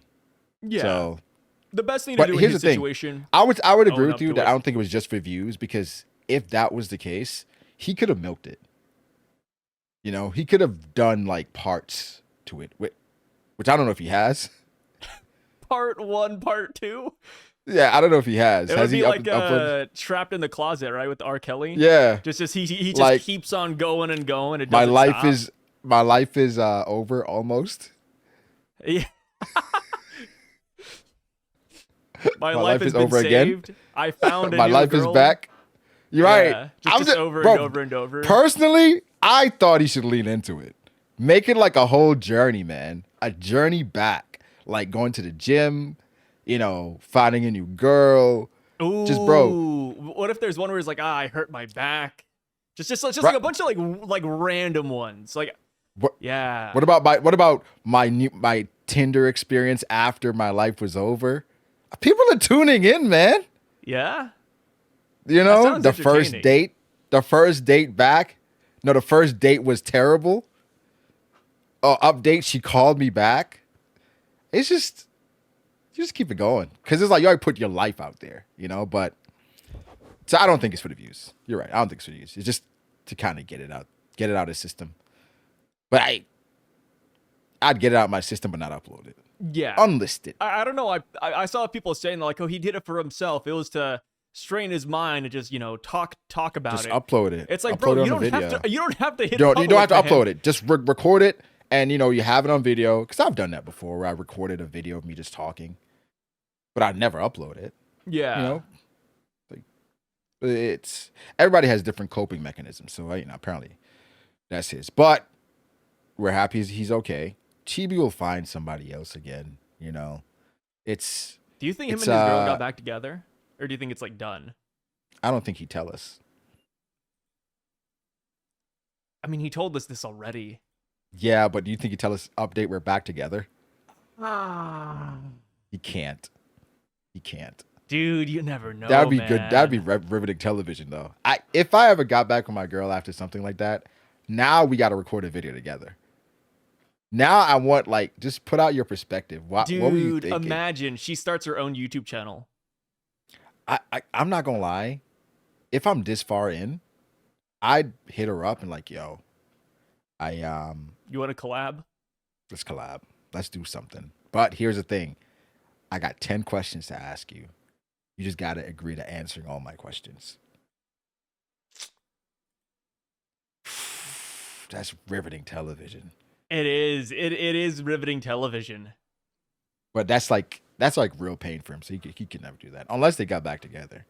But then I don't think he can tell us, because then we're gonna be like, "What the hell? Yeah. Why do you do this to himself? Well, how'd you take her back? Why'd you put it out there if you're gonna take her back?" I said this one time. This lady, that I know, on social media, on a social media platform, just randomly good way to word scrolling. She it was like this long this thing, right? person of the what is that gender called? Oh yeah, she's a female. A and woman, just talking, right? I don't know. Whoa. I know her, but I don't know her like that. She was just somebody that I know. Okay. But she put information out there. She was married. And so she had this long thing about her husband. She documented an entire scenario of her husband cheating on her. And she tagged said woman as well, because this woman was apparently a coworker of her husband. And she uploaded screenshots and pictures. And boy, oh boy, oh boy, oh, those comments were active. Needless to say, this was deleted in about less than a day. And I want to say less than a week later, there was a video posted with her and her husband happy on a date. Happy go lucky. Happy on a date. And I was like, What the fuck? Like, again, I would say it's none of my business, but you kind of made it everybody's business when Yeah, you put now it like out people there. are invested. You know what I mean? Now I'm invested. I'm like, how I did we gotta get here? know. Give me an update, baby. What happened? Like, where's the other woman? Right? Because you already tagged this lady, but this lady deactivated, But now, like, here's the thing: you can't give like the internet or social media too much context. Because like, if you tagged a woman, I'm going to her page, right? Yeah. And this isn't, not saying this is right, but I'm looking at the woman and I'm like, Why her? I get it. Oh, Or I'm okay. like, Yeah. nah, major L, bro. But it's like that's what you're doing by giving us so many details and the screenshots, the conversations, man. No, I feel it, Insane. dude. People love drama. I mean, like I said, the only reason, like, I knew Chibi, right? Like, I obviously as a YouTuber, it's like you know who Chibi is in the space, Right. but it's like I never watched Chibi until, boom, that happened. Like, it makes sense. People want it, man. People eat it up. Yeah, I was cordial with Chibi, and knew of Chibi. I don't think, I mean, Chibi's content, I'd always seen Chibi around. He's one of the early ones that was, but Chibi, what he was doing back then, he was reviewing everything. Like, Yeah, that's what I dude. remember from Chibi back in Everything. the day. He used to review, like, damn near everything from a season, you know? That's kind of like you did one time when you first started. It was just a It's whole just bunch of nonstop. just nonstop shit, right? But he did it for years, right? And so I always respected him for just the perseverance of doing. Because here's the thing, bro. I don't care how much you love anime. You're not gonna love everything from every season. So imagine watching something, you're not loving it, but you have to review it, edit it every single week. And you have to do that like 5 or 6 times. That that is insanely difficult. I don't care, even if that's what he's doing for his job. It is difficult. So him doing that for so long, you gotta respect it. But in general, I guess I don't watch reviews in general anyway. So, you know, I didn't I didn't watch Chibi that much, but of course I knew of Chibi. I didn't know the internet hated him that much though. I knew there was like a subsection, and then the Yeah. more I would see Chibi, people like losing their minds over like, and then I think sometimes Chibi leaned into it, where he tweets something. I'm like, okay, it's gonna. That's kind of Yeah, like he knows rage what bait. he's doing. He's just, Yeah, it's yeah. kind of At rage that bait, point, just poking the bear. Yeah, yeah. But he said that he's not really affected by the internet and things that they do anymore. So I guess that's why he's okay putting his information out there like that. Thick But skin, man. Good for him. very thick skin because the internet can be cruel, very cruel Especially sometimes. Twitter. I feel like it's like amplified on Twitter. Yeah, Twitter's. I think out of all the social media platforms, Twitter is the meanest one. Where people just say anything. I think the other ones are more chill. I maybe because Twitter is the one where it's the least personal information required. Maybe because I think at least with Instagram, it's photos, right? Typically, Facebook is like personal information. People. It's like mutuals. It's like too tied to your life. With Twitter, Yeah. it's just like fuck it. It is what it is. Yeah, here So comes like some random, I don't know, like James572 just here you're less to talk involved. shit online. It's like, all right, Yeah, cool. yeah. Twitter is like the talk shit platform. So, you know, at least he's good. Seems like he's thriving. So, shout out to Chibi, man. Yeah, stronger than most. Stronger than for sure. Because even super large content creators were getting on him as well. So to kind of take all that and just say, whatever. Here's a new video. Yeah, going back to anime. Here you go, guys. Kudos, man. Yeah, what was his next video Kudos. after that? Just oh, he's just talking about Crunchyroll and stuff. piracy. He just went back to it, Yeah, he just went back to it. right? Back to the game, bro. It is what it is. No hope stopping this show. Do you think that she watches his YouTube videos? I think after the first video, she probably was watching to see if he uploaded anything else. Mm. To see if he would address it again. She's like watching his like member content and stuff. Yeah, but she probably. I mean, obviously she's not a cloud chaser because she could have stepped on it if she wanted to. Yeah, Like, that is true. Yeah, she didn't. I still don't know. I mean, I've seen pictures, but there's nothing out there about her. So yeah, right now she's still like a giant mystery. Yeah, I mean, it's the thing is, it is something that's embarrassing, but it's like if you're not an internet person anyway, she's like, I don't give a fuck. Nobody knows who I am. And it's not like anybody knows their username or anything to like actually say anything. Yeah, then it would get crazy. Then it would get really crazy. So, but yes, interesting, wild week. Hopefully things. It's a crazy people week, are okay man. in Mexico. Like really, hopefully it doesn't escalate and get worse. Because like if that can get really, really bad. So hopefully that gets resolved really soon and either the people surrender or whatever. It's so that you can go to Mexico. Please, Brago needs a vacation. Bro, there's so many other places I'd rather go. Oh my gosh. And it's not because Mexico isn't amazing. It's just, stuff like that. I'd probably, DR, Miami, Very big jumps. Dominican Republic and then Miami. Yeah. Yeah, I was thinking about like Japan or Scotland. Also, there's like Mississippi as well. I was thinking of like quicker trips. Like maybe like a 4 or 5 day. Yeah. Yeah, I'm not going to Japan for 4 days. It got to be at least 2 weeks. I'm going to Japan pretty soon, actually. So yeah, got to be at least 2 weeks. Just waiting for a One Piece break.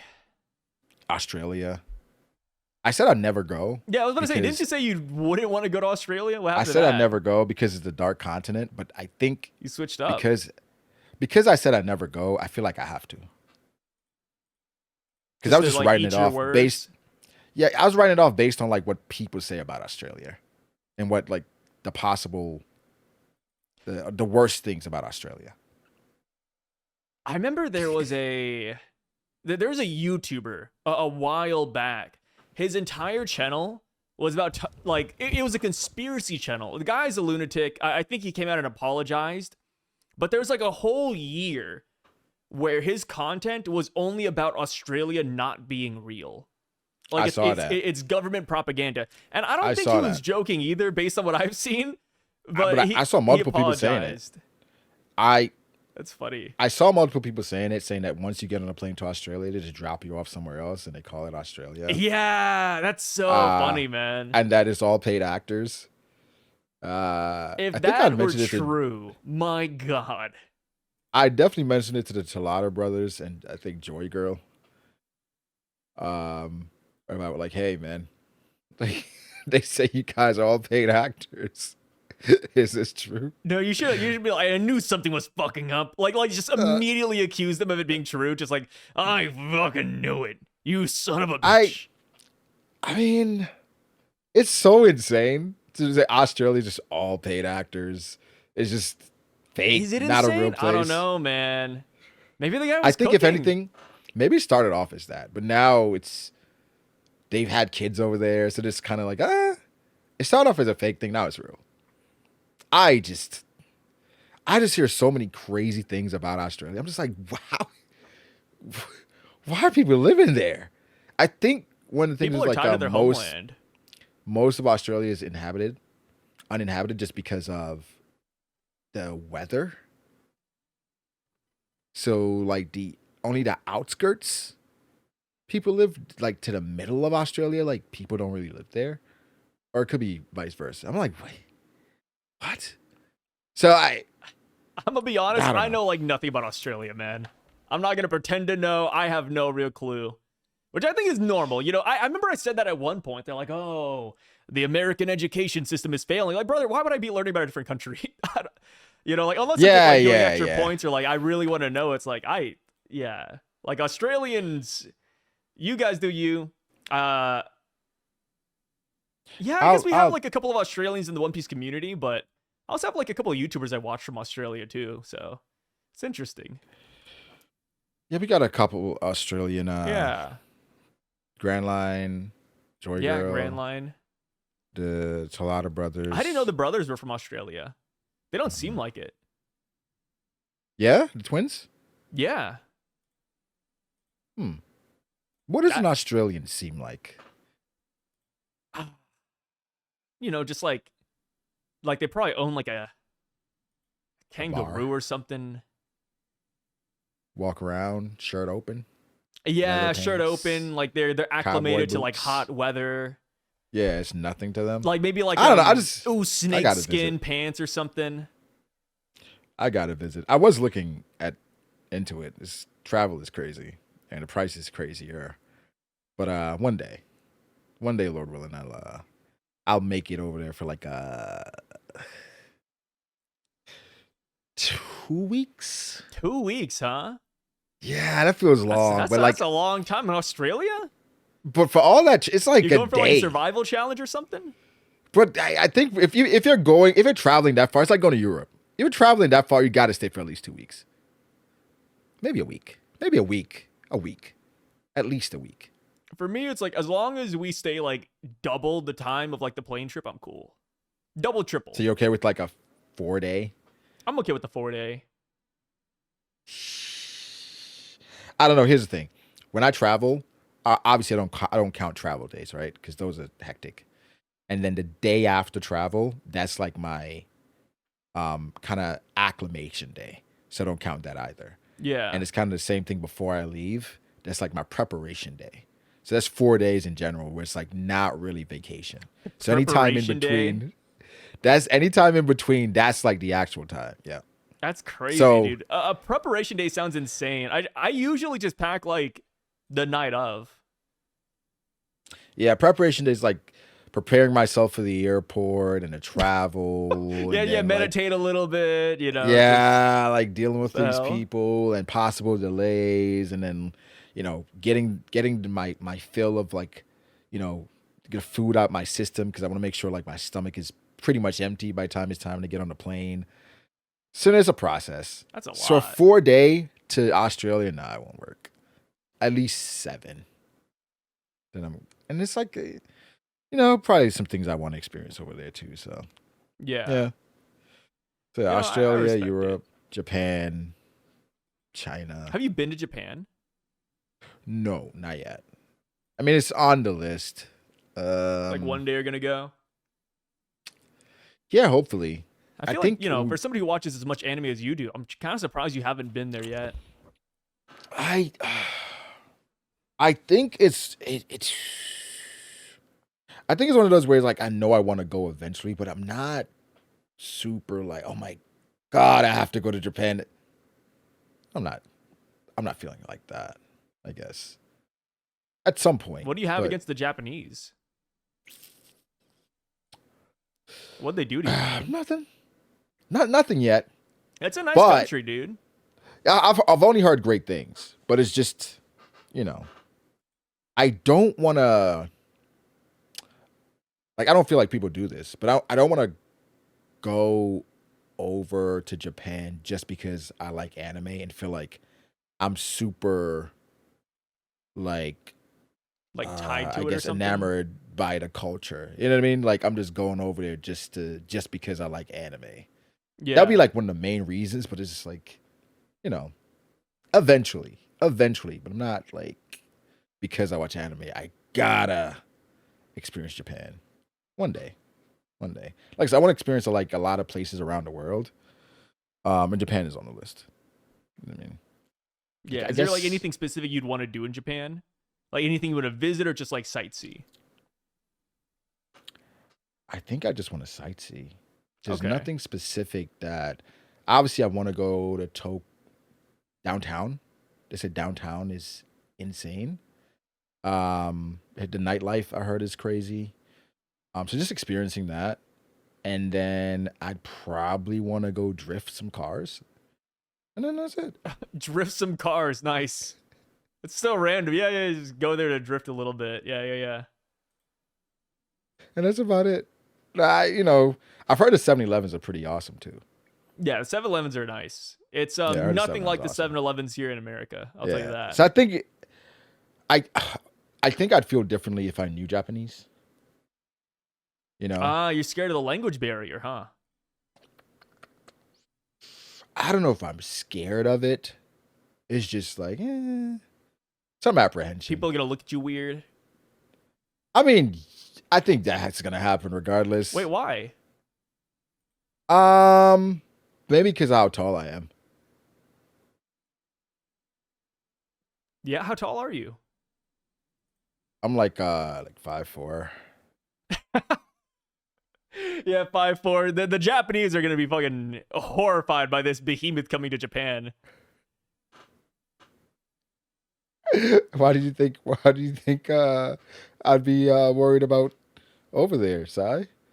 No, I was asking you about your fears, Brago. Oh You seem like horrified by this. I don't know. no, not at all. I'm excited. You know, I can't wait. if you get arrested in Japan, they have like it's like a 98% conviction rate too. Have you heard about that? I've heard about that. Dude, yeah. If you get arrested by the cops, man, you're cooked. There's no coming back from that one. I I don't think I'd do anything to get arrested. Really? You know? Yeah, I'd pay Huh. all my tabs. You seem like the type that just get arrested in Japan. Absolutely not. I think in Japan, You just go or there when I and cause trouble. well, maybe a little bit, but I wouldn't get arrested. I wouldn't get caught. Oh Okay? yeah, you wouldn't get I, caught. I wouldn't get caught. You ever see like those You know. movies where it's like, we're gonna go to this country, we're gonna raise hell. They're never gonna I forget think- about us. Like fucking I movie think it's tropes. always crazy when somebody decides to go to another country and break the laws over there, especially as an American, because I think it's a stigma already. Yeah. So it's just like me personally. I think as an American, if you go to another country, you have to make absolutely sure that you're not being even the least bit entitled, because I think that's what people think of Americans in general.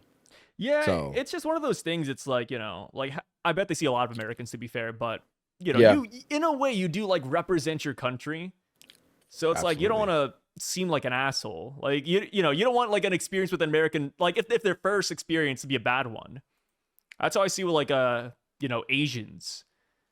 It's like sometimes in certain like places in Oklahoma, people will like stare. I mean, not in like OKC, of course, or Tulsa, but like in like the more rural areas, it's like, like I might be the first Asian guy that some of these people are ever seeing. And it's Oh, like, so you notice the stairs? oh yeah, but I'm always just on my best behavior. I'm just like, I'm really nice, cordial, chivalrous, even sometimes. Just holding doors open, very vocal. And it's like, yeah, if I'm like the first Asian person they're seeing, I don't want to leave a bad impression for like the other Asians out there. You know what I mean? Like, shit, dude. Got to be nice as hell. No, I I'm get on my what you best mean. behavior, brother. I know it sounds stupid and people might not like Like, that. no, but I think that's how it is. that's real, because I think it's like if I go to Japan, I'm sure they've seen black people before, but it's kind of Wait, like, what? you don't think they've seen black people before? Oh, no, I never even thought about that. Yeah, I never thought about that. Yeah, but I'm sure they've seen black people before, but I don't think we're the majority over there. So I think regardless, being over there as a black man is still like, oh, No, black okay. man. I'm gonna be honest. There's a lot. There's not a lot, but there's a decent amount of black people there. It's Yeah. your kind isn't as rare as you think over there. Like if you go to like the touristy places, I'm sure you could find somebody. I've done that before too. Like going to Japan. Obviously, I don't speak Japanese. I'll see like another American there. I'm like, whoa, you're also lost, huh? Like it's kind of nice. Do they know you're American? No, so there's usually that hurdle for me, but I'm with my wife, so like it works out really well. But Okay, being an okay. Asian, sometimes I do kind of get like You blend rightfully in. stereotyped. They're like, oh, this guy's probably Japanese, and then like people are just So they stalking start me. talking Japanese. Yeah, and I'm just like, "Ah," I'm like, You're like, whoa, sorry, so slow sorry. down just a little bit. Yeah, I apologize, man. I'm like I said, I try to be like as kind as I can in public, so it's like, oh, sorry, no Japanese, please don't. Yeah. I guess I can understand that. They see you just blend in Yeah, with I think the everybody. But tattoos usually give it away though, because like not a lot of Japanese people have tattoos, so they see like my gobbledygook and they're like, oh, this is probably American. yeah, I guess when I go to the Caribbean, it's Do they know you're I fake over guess there? fake is crazy. But but I I try to blend as much as I can. Hello, fellow But Jamaicans. yeah, I try to blend. But here's the thing: you can't. There's only so much you can blend because there's certain clothes that is just different. The shoes, how you wear your clothes. So it's just a vibe that you give off that typically, if you're not living there, people kind of know. Yeah, So, I don't go in trying to act like, yo, I've always been here, blah blah blah blah blah. But it's like I'm not also going over there trying to be like, yo, I'm American, notice me. yeah. So yeah, I just try to blend as much as I can. Okay. Yeah, yeah, yeah. I mean, I'm yeah, not. I think that's normal. Yeah, yeah, yeah. I'm not trying to. I know some people try to like stand out. Yeah, Like, you're not gonna you know, go there like I own these streets. nah, nah, nah. Even places that I grew up in, I'm kind of like, Speaking of low key. owning these streets, did you see that USA America? We took the gold medal for I believe ice skating and hockey. I was seeing that online. Did you feel a sense of pride? Oh, always, yeah. Even though I'm not playing, I feel that sense of pride. I'm like, you know what? We did that. That's fucking us right It. there. Let's go. I. Okay. How do I feel? There is maybe halfway there Yeah. where it's like, oh, that's cool. But because I wasn't born in America, Mm. but I've lived in America most of my life, Okay, I I see. do I see. feel, but so Yeah, it's that this makes like sense. pride for like kids and wife, like and partially myself, but it's not, you know, American. Yeah, yeah. I mean, yeah. If you're not born here, then I get that. But if I'm rooting like if it's the World Cup or the Olympics, of course I'm rooting for America versus like most countries. But I'll be honest, if it's like a Caribbean country, I'm rooting for like the Caribbean country. Yeah, no, I think that makes a lot of sense.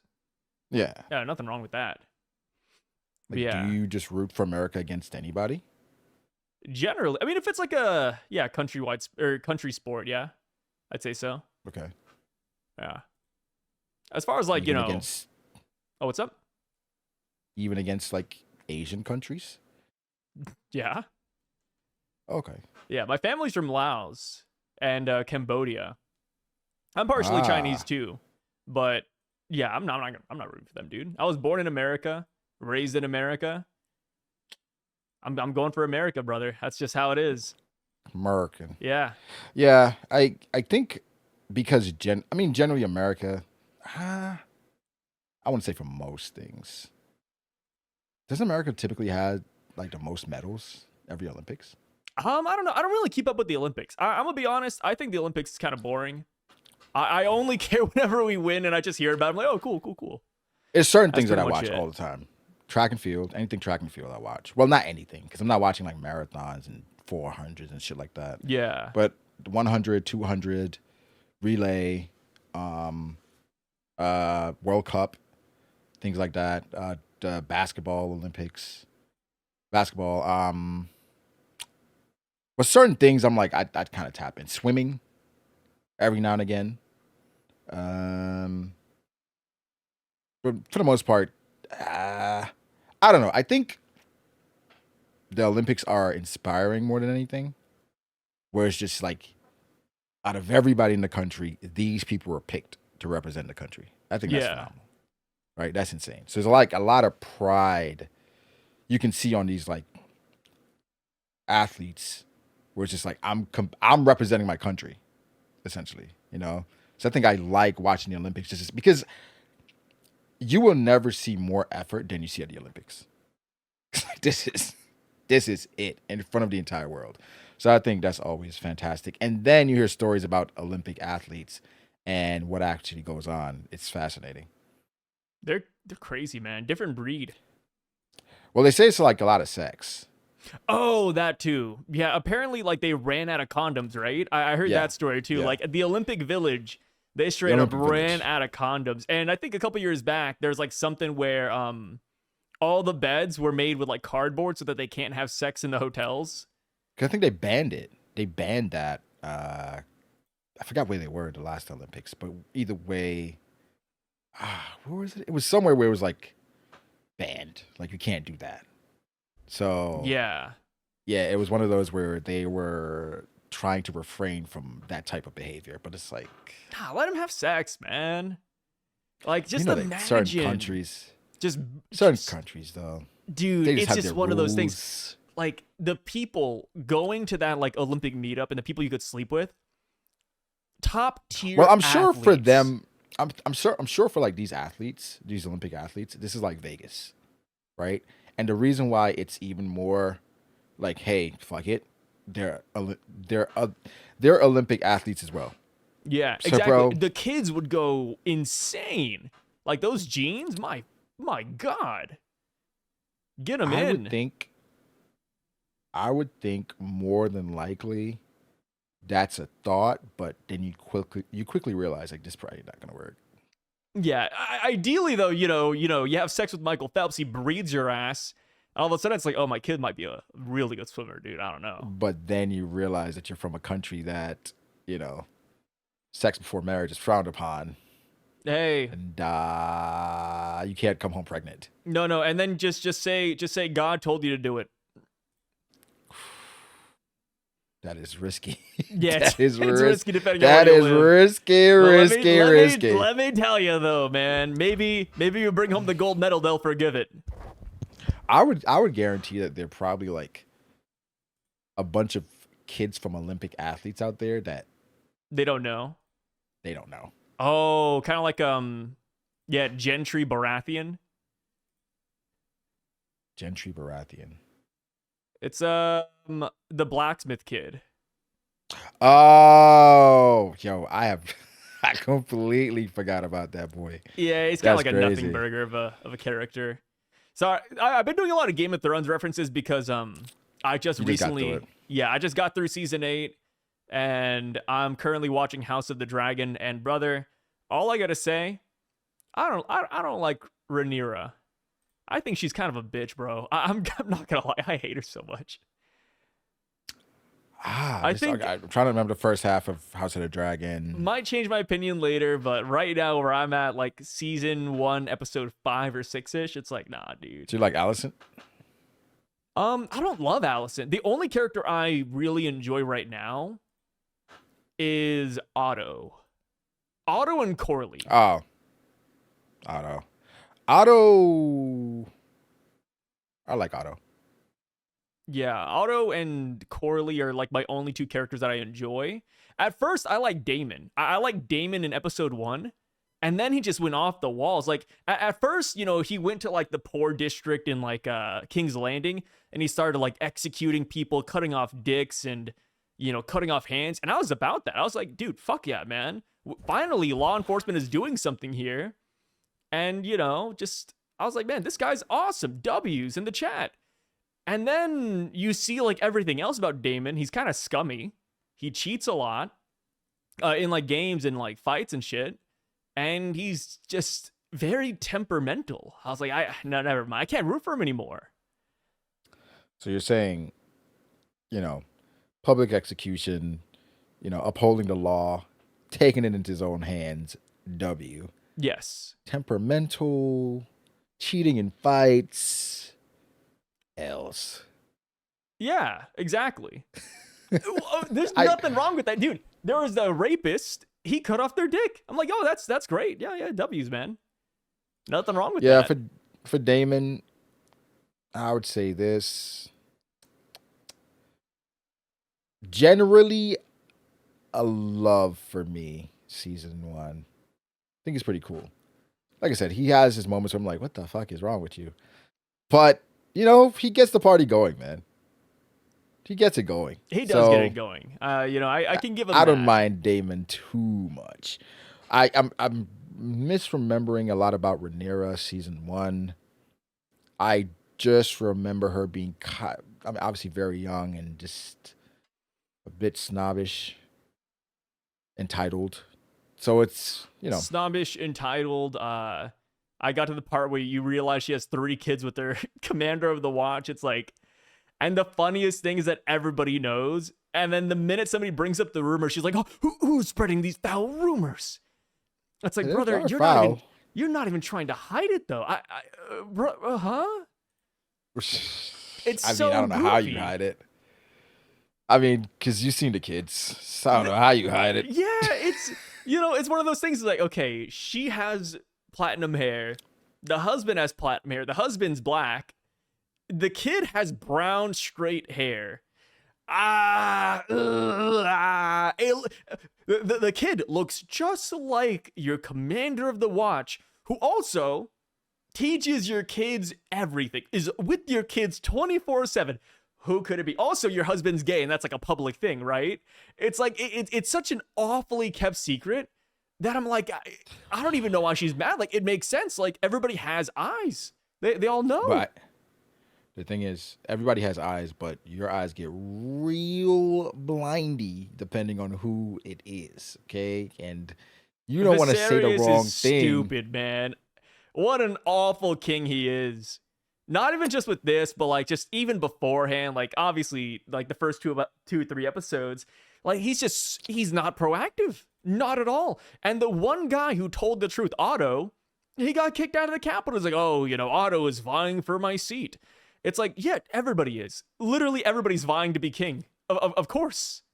Yeah, he's not strong-willed.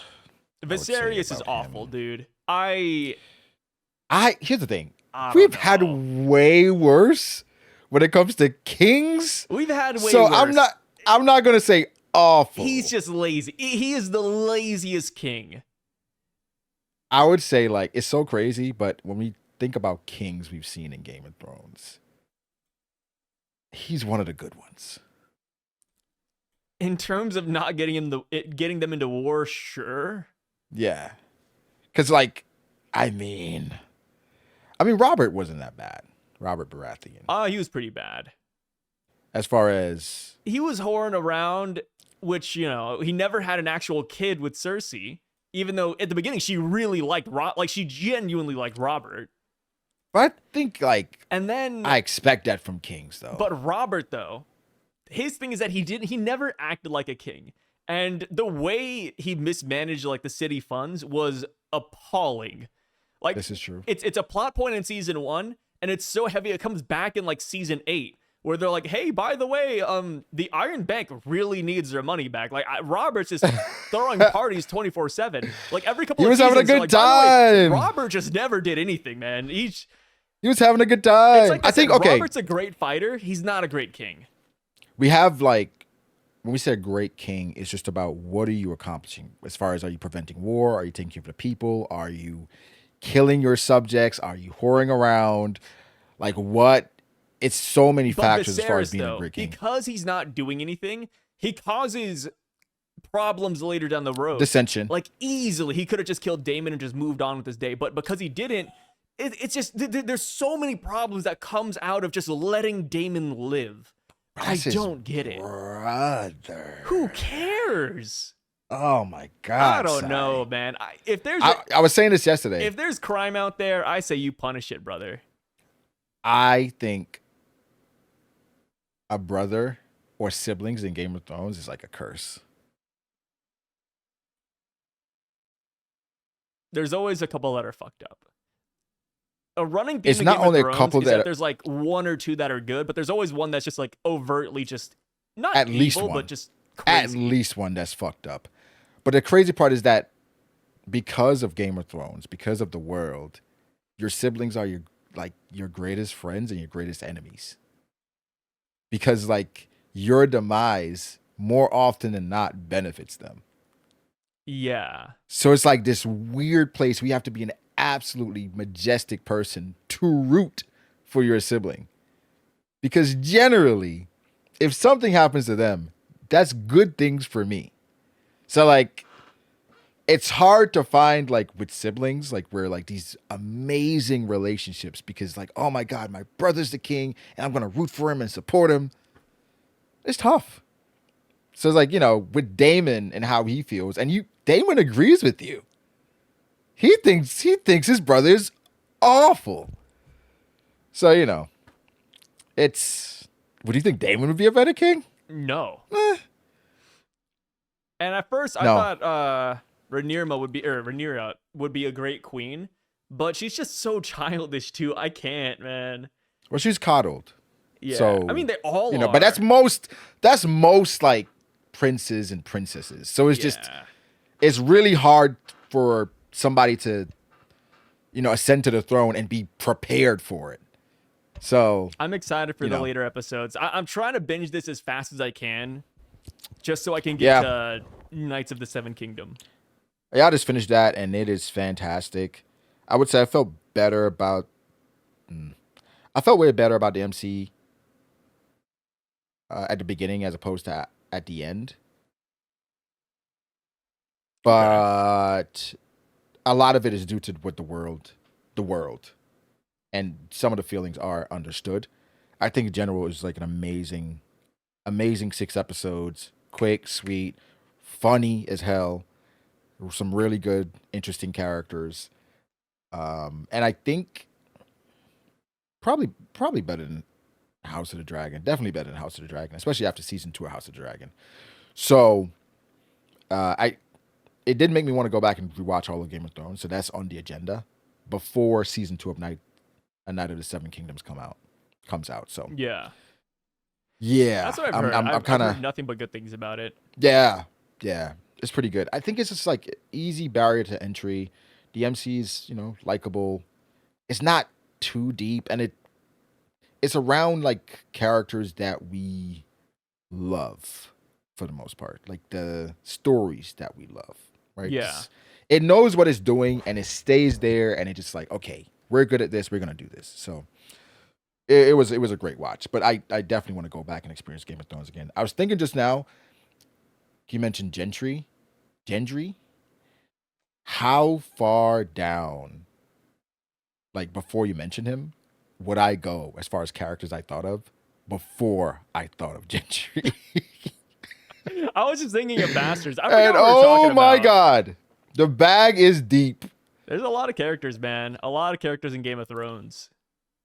Yeah. Once you get past all the Starks and the Targaryens and the people of Dorne, Tarth, yeah, Who's your Gentry favorite is far. family?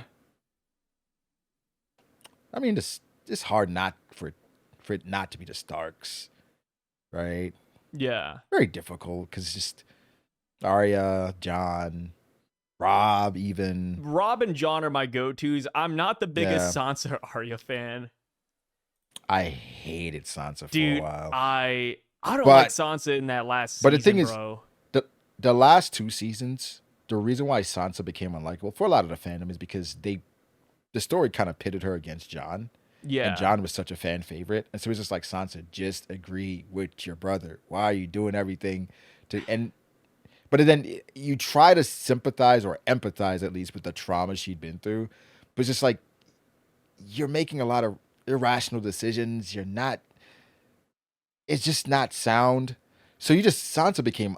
She was unlikable season 1. That's what I remember from season 1. She was just when it's unlikable in comparison to Arya, just like a rogue, like just free spirited. Sansa was just so pressed to be this princess. You're just like, oh my god, this girl. And then you became like sympathetic because she became a prisoner almost, and then she got assaulted. So it was just like, oh my gosh, damn Sansa. And then after she got out of that, it was just like, oh my god. Oh my God, Sansa again. So it was just like every single time, like I can't. I'm trying to think of Sansa's best moment. It's difficult. It's really difficult, but yeah, I think because she was pitted against Jon mostly, and she came off as more of an annoying character, Yeah, and it's just that she's not last one of the ones that's season. liked. It's really just her trying to essentially just do everything she can to be against Daenerys. Before there was a good reason too. She was just like, "Oh, the North has to stay independent." It's like, sure, but I mean, like, you finally have a chance at a Yeah, decent leader. You're not trying to just why not try to take it, especially rally? when Jon is like so gung ho about it. That was my Let it thing. happen. Yeah, but it was odd. Rob was Rob was really cool. Rob was great, but Rob, Rob my was really God, cool. he should have just. Just keep her Rob as a concubine, really bro. should have just done that. That's what I was saying. My Just thing is like keep her it's as a so concubine. normal. It's It's so normal for people in that universe to have just like a wife and then just girls on the side. Brother, what is the Rob, you queen didn't gonna have to marry her. say? Yeah, Exactly. It's political. That's all it is. yeah, just marry her, fulfill your obligation, and then go from there. You marry this? Died for love, which I respect it, but it's also like, brother, you should have known this happened, man.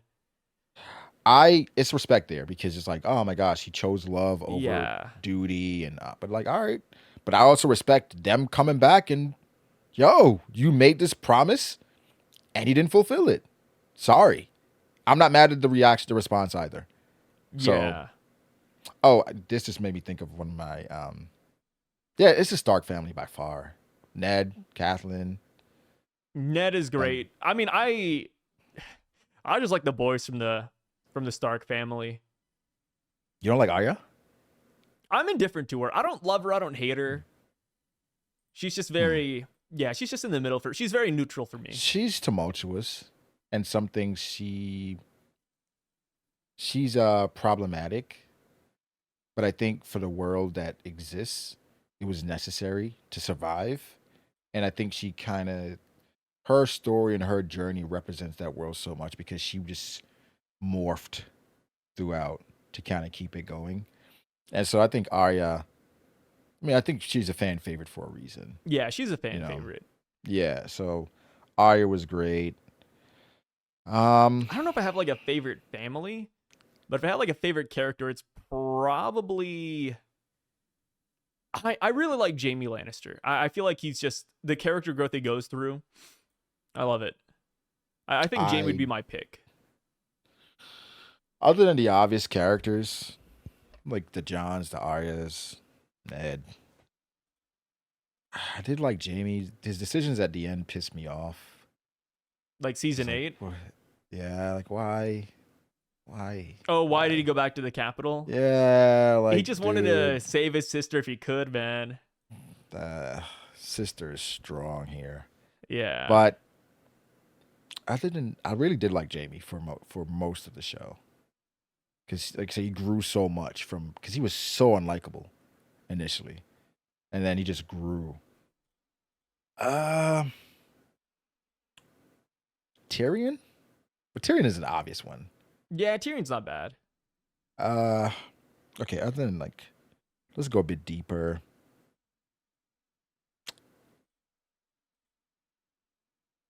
Tywin. Oh, Tywin was good. Yeah. Fucking I Tywin. love how Tywin was like the no, Jamie's still the best, but Tywin was really great. He had a Just the lot of way he kept machismo. everybody in line, dude. Yes, he was like the boogeyman. Like, Tywin Lannister. He set this. Yeah. He kind of set the tone for all of them. And like, so Jamie, like Cersei didn't give a fuck, but when it came to Tywin, she's like, Nobody can no, deny Tywin, brother. right? He is So just it's that just guy. which with Tyrion, I get it, but Tywin was just a man. He really was. And So then like right when he died, everybody wanted to go to war. They're like they were really just afraid of Tywin because he Lannister. kept everything together, bro. He was like the name and the power to Yeah. just like everybody just like, all right, as long as Tywin is there, it is gonna be okay. right? So even Joffrey, right? I Even think he's a Joff. fine like villain. I'm not the biggest Joffrey fan. I'm talking about like even Joffrey didn't fuck with Tywin. Okay, I see what you mean. Yeah, dude, I fucking Yeah. loved it when Tywin was like, "Hey, it's time for bed, don't you think?" Hey, and then he's like, "I'm not tired," and he's like, "Oh, hey, Grand Maester, give this kid milk of the poppy and see that it goes to bed right now," and he just Is did it. he? So fucking good. I He love would like Tywin, man. Tywin is great, He bro. was great. Tywin's fucking awesome. Joffrey, I did not I hated like. Joffrey. I think, I did but not he's, like he's supposed to be Joffrey. hated though, right? He's supposed to be hated, but Yeah. he did an amazing job of being hated. Oh my god! And how he died, I like fantastic. Marjorie. Marjorie was cool. I would have liked for them to give her a bit more focus, and um, I guess when she went out, I was like, damn. It felt like I she didn't had more to the story when she died. exactly, Because like exactly. she was playing. It looked like she was She's playing playing the the long game, church. She playing the was, long game, but we and never saw so it pay and off because she died. exactly, exactly. So for Marjorie, it felt like she, from her learned from her grandmother, and just she was going through playing the Game of Thrones. I thought she was going to be there at the end. So when she died, I was like, oh, no, the next book. I heard. Wait, I just saw something. Oh, I think the Mad King. I think that was announced. A series on that. Oh, I don't know. I think I saw that. The Mad King. Mad King show? Oh yeah. Yeah. Apparently it was literally just announced. Yep. Oh, So dude. It's crazy that Game of Thrones is still so popular after all these years. because everybody said it was cooked after season 8, and that was a bad time. Bad time to be alive, really. It was a bad time, especially because you knew there was more meat on the bone, and then when you found out like why it was ending, the reasons behind it, it was just. It was silly. They Really? ruined it. It was definitely sped up. Yeah, it was just I not a would great say end to a show. you ruined the show because people had other shows as like the greatest shows of all time before, but Game of Thrones was on that list. I think it still is, but it had a chance to be number one. How people were talking about or clamoring for Game of Thrones, up there with like the Breaking Bad, Sopranos, things like that. And then after season 8, people were like 7 and 8. I would say more 8 than 7, but I would say towards. I started hearing things about it towards 6, 7, 8. Yeah. That's when I started hearing like, oh my god, what is happening? And I think nowadays with shows or anything in general, I kind of expect it to come. Like if it's a sequel or something going on I'm like, all right, when are people gonna say, I've had enough? Because it always happens, no matter what. Yeah, season 6 was the time where I started hearing, all right, this is stupid. Like, what are we doing? Da da da. But season 8 was like every episode. It was just like, this is Painful, man. shit. This is bad. And then, of course, at the time when that was happening, people were, it was like a lot of live tweeting, right? Because it was trending everywhere. Everybody was watching it. The worst I've ever seen was that, I forgot exactly what episode it was. The episode where everything was dark. Oh, Where you couldn't see the anything. fight. The fight between the dragons. Oh my gosh. I remember like I was on Twitter. I was like, I can't see anything. I'm like, is everybody else experiencing that? Everyone's like, what the fuck is going on? I can't see anything. I brightened my TV. I was like, no way. This is not. Yeah, it was the Night real. King fight. It was all very dark. Oh my god. I was like, why would it? I think they came out and said they wanted to give it an aesthetic or some bullshit. I was like, It could also just be dude. because like there was so much going on that they're like, yeah, some things don't look good in the light. Could be that. Right. Too. So they masked it Yeah. just to say, It oh, is we what want it to is. know. It was a bad time, but I'm ready to revisit And then the crazy part is now people are posting so many things as far as lore accurate things about like the age of Khal Drogo, right? And the age of Daenerys in the Oh, books I didn't know and about stuff that. like that. Yeah, I was like, oh, That's cool. it's cool until they tell you the supposed ages. Oh, is it like super young? Yeah. It's one of those things you kind of give it a pass because it's like in with the times, the era. Yeah, yeah. It's just weird when people like, well, he was 35 and she was 13. It's like, Yeah. I Yeah, dude, it's didn't need to crazy know because that. like also the books are so different since Right. what like Stannis Baratheon for example, he dies in the show early on. Well, early season 5, but in the books apparently he's still alive. Yeah, going away from the books is a choice. And then It makes it somebody else interesting. people talked about Makes was it book readers Euron? tune in. Was it Euron? Euron? What was his name? The guy that was it? Is it Euron? Am I misremembering his name? Oh, Euron. Yeah. The pirate dude. Yeah. Everybody says that his story is completely different in the books. So Yeah, I did not like Euron Greyjoy. yeah, Yeah, yeah, it was yeah. definitely a So character. plan to read it one day, but maybe after this rewatch. And Read it on but either way, Patreon. of Do like course, a Kai Cenat, just read on stream or something. yeah, read on stream. You know, just like a manga reaction. Dude, watching Kai Cenat read is so funny, man. Some people say that it's performative, um, but I understand the idea behind it is like trying to break away from like what you guys have known me for. Uh, but it's I think no matter what, when you break away from what the internet knows you for, they're gonna criticize. Yeah, I think it was It's just gonna the be way he like, was reading. People were just clowning on him. yeah, it's like, oh, you can't read. You're in your mid-20s. Yeah, but also just I tuned into one of them, or at least I saw a video, and he was just it felt like he was just screaming at the book, and I was like, wait, does he know what he's reading? I don't know, man. Like it You know, felt like sometimes he was telling the book a story. I guess would be a good way to put it. that's an insane but accurate way to describe that. And I was just like, because Uh, most people they don't like say anything out loud when they're reading because sometimes it's distracting, unless you're like listening in. So like him just saying the words out loud and like discordant sentences, I'm like, I don't know if he knows what he's saying half the time. but that's the thing. I think a lot of people understand the words on a page, but a lot of people don't understand what it means to read. Yeah. So I think he's learning. I think he's trying to understand the words and learn to read at the same time. Where it's just Yeah. like, I think you can't use a complicated book to do that.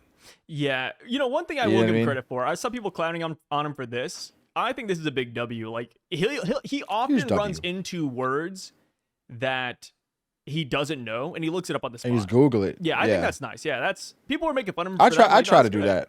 I do that I all the try to do time. that. Like from words to statements to sayings. I'm like, where did that come from? Where did Yeah, that sometimes was, I'll say a word and I'm just like, I always use this. Am I right? And I'll just Google it real quick. Like, am I using it the yeah, right or way? even finding like distinction. Like, what's the distinction between these two words? You Yeah. know, where something we were talking about on Patreon on a stream recently was about stakes versus tension. It's like, let me go. Let's go Yeah. find like the specific distinction between the two because we're talking about One Piece and the stakes. Because somebody was like, "Well, the stakes are there, but the tension isn't there," and I was like, That sounds correct. "Yeah," and it was like, "Oh, it's like you just feel like they affect each other, you Yeah. know, where yeah, where the stakes you can keep raising the stakes, but if you don't feel any tension, I raising the mean, stakes that's matter or not." generally One Piece, though, right? You know, where it's like, hey, if you don't do this, the world is gonna end. But no Straw Hat's As gonna die, though. opposed, Don't worry about that. So it's like it's like a weird thing. It's like, you know what it is? I just thought of this. What is it? It's like raising the gain on your microphone when people can't hear you. It's Good like, analogy. they Good, can't good. hear. Let me turn up the gain. And it's like you're louder, but you're just more distorted. And it sounds worse. Yeah, nobody can hear you still. Nobody can hear you They can't still, but you're just understand. louder. And it stands out even more. Right? So it's like raising the stakes in One Piece, but you still remove the tension. It's like it has more of an impact the wrong way because it's like, okay, this is supposed to be really important. This is supposed to really affect us. But then there are no consequences to this. It just has the adverse effect. Yeah, I mean that's like I said, One Piece in a nutshell. Because no Straw Hat's ever gonna kick the bucket.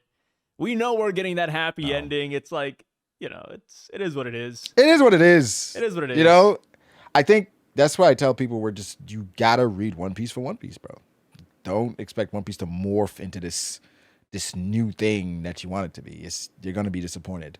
And for people that decide to step away from One Piece because it's not fulfilling them anymore, or they're bored of the formula, or whatever, it's like I get it, Nothing wrong with that. But I read One Piece for One Piece. Yeah. But I have shifted my mindset for sure. Yeah, it's like how you don't go to One Piece for good fights anymore. What fights? Sorry, Clash. Yes. Clash piece. Love dude. me a good Clash. If you want to fight, Let's go. It's to the point where I find clashes pretty okay. It's a meme. It's definitely a meme now. But if you want to fight, Kagurabachi's your go-to, man. Let me tell you. Bachi, JJK. Are you caught up to Bachi? Caught up to Bachi. Red 112.1, baby. Oh, my favorite character. So he's my third favorite character. Is he really? He's my third favorite. Number 1, Soga. Number 2, Yura. This guy. Number 3. When I saw this, I was cheering it on, but I was living life, dude. I love. Yeah, I was like, okay. I thought he was gone, but okay. I didn't mind it. I think it was a creative way to use to kind of fill the space where I'm like, I'm not sure if this is the route they're going forward. It's like we have like strictly character focused chapters before we get right back into the main storyline. But I don't know. I enjoyed it. Yeah. I enjoyed it. And then the route they went with, I don't want to spoil. No, you can spoil alert. alert. I think people want the spoilers. Yeah, with just the memory and it coming back and explaining the phases, what you remember, what you don't remember. It just felt acceptable, right? As opposed to one thing triggering everything coming back. It's like, okay, I remember this. I know generally what this means. So it's just, I like the way they kind of walked us through it. Yeah. I'm excited for the next couple of chapters because I feel like Soga, I think he's gonna have a lot of supporters, man. I think he's gonna have a lot of supporters out there. Well, he was generally a dick. Was he? He was cool at first, and he was like turned into this angry tyrant boy. Wait, Soga? You talking about Soga or Soya? Soga. Soga, the sword master. The sword. Oh, okay. I mean, he was a dick too. Like, no, he wasn't. What'd he do? He was like, yeah. Everybody else was the dick. He's like, yeah, I don't care. If you don't agree with me, you're gonna die. It is what it is, man. I don't love that he doesn't dial it back. He said, "Yep, I did it. So what, man? That's he's my." Like, yeah, you're my nephew, but I mean, it's true. I'm so sick of like some of these villains just beating around the bush. Oh, maybe this is bad. It's morally gray. Soga really just owns up to everything he does, and I love it, man. Like he said, yeah, I did kill those 200,000 people. I mean, who cares, man? Like that, they were our enemies. This is war. It's like, thank God. And then even when it comes to like Japan, right? He wants to protect the civilians, and he said, hey, I'm gonna just essentially just enforce the law. And it's like, okay, there we go. I feel like come the next couple of chapters, I don't think that the Japanese people are going to hate him. I think he might actually be well received. That depends, right? Because I think in general, a dictatorship doesn't work because of how much is melded or molded from how one person specifically feels. And I think the more you grow, the more you learn, the more you realize, shit, I'm wrong a lot. Or there are things that I feel that just by talking to somebody, I'm like, you know what? Yeah, I see that perspective. With Soga, it's kind of like, yeah, man, how I see the world, how I feel about things, that's the right way and the only way. Sorry. Beat me if you want to change my mind. You know, I'm not mad at the villainy. I appreciate the villainy. I don't even think he's a villain, man. I don't even think he's a What do you villain. think he is? You think he's an anti-hero? Yeah, I think he's an anti-hero. Oh, He hell hasn't no. done anything wrong.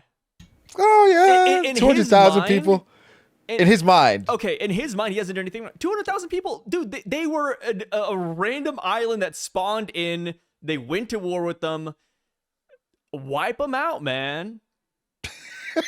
Wipe them out. Listen, I think just the thought of if you're on this side, you deserve to die. I think that's he inherently saw like the writings on the wall. Like, dude, this peace thing ain't gonna last. That's inherently evil.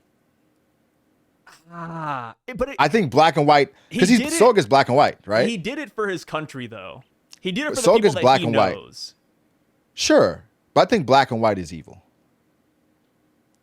You don't think so? Depends. I think it very much depends. I think black and white generally is evil because most things aren't black and white.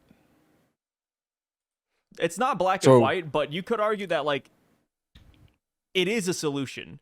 It is the simplest solution, and he took it. It is the extreme solution.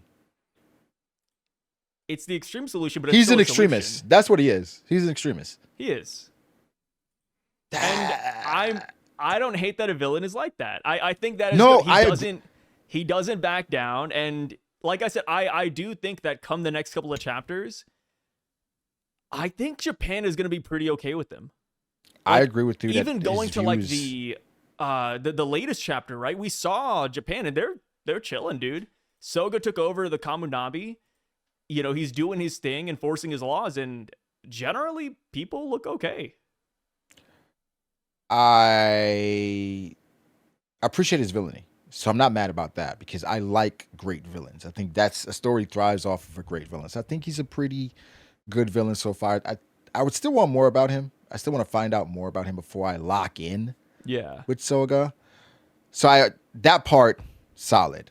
I think in general it's about just the morality of it all and whether this is I don't know, man. This works.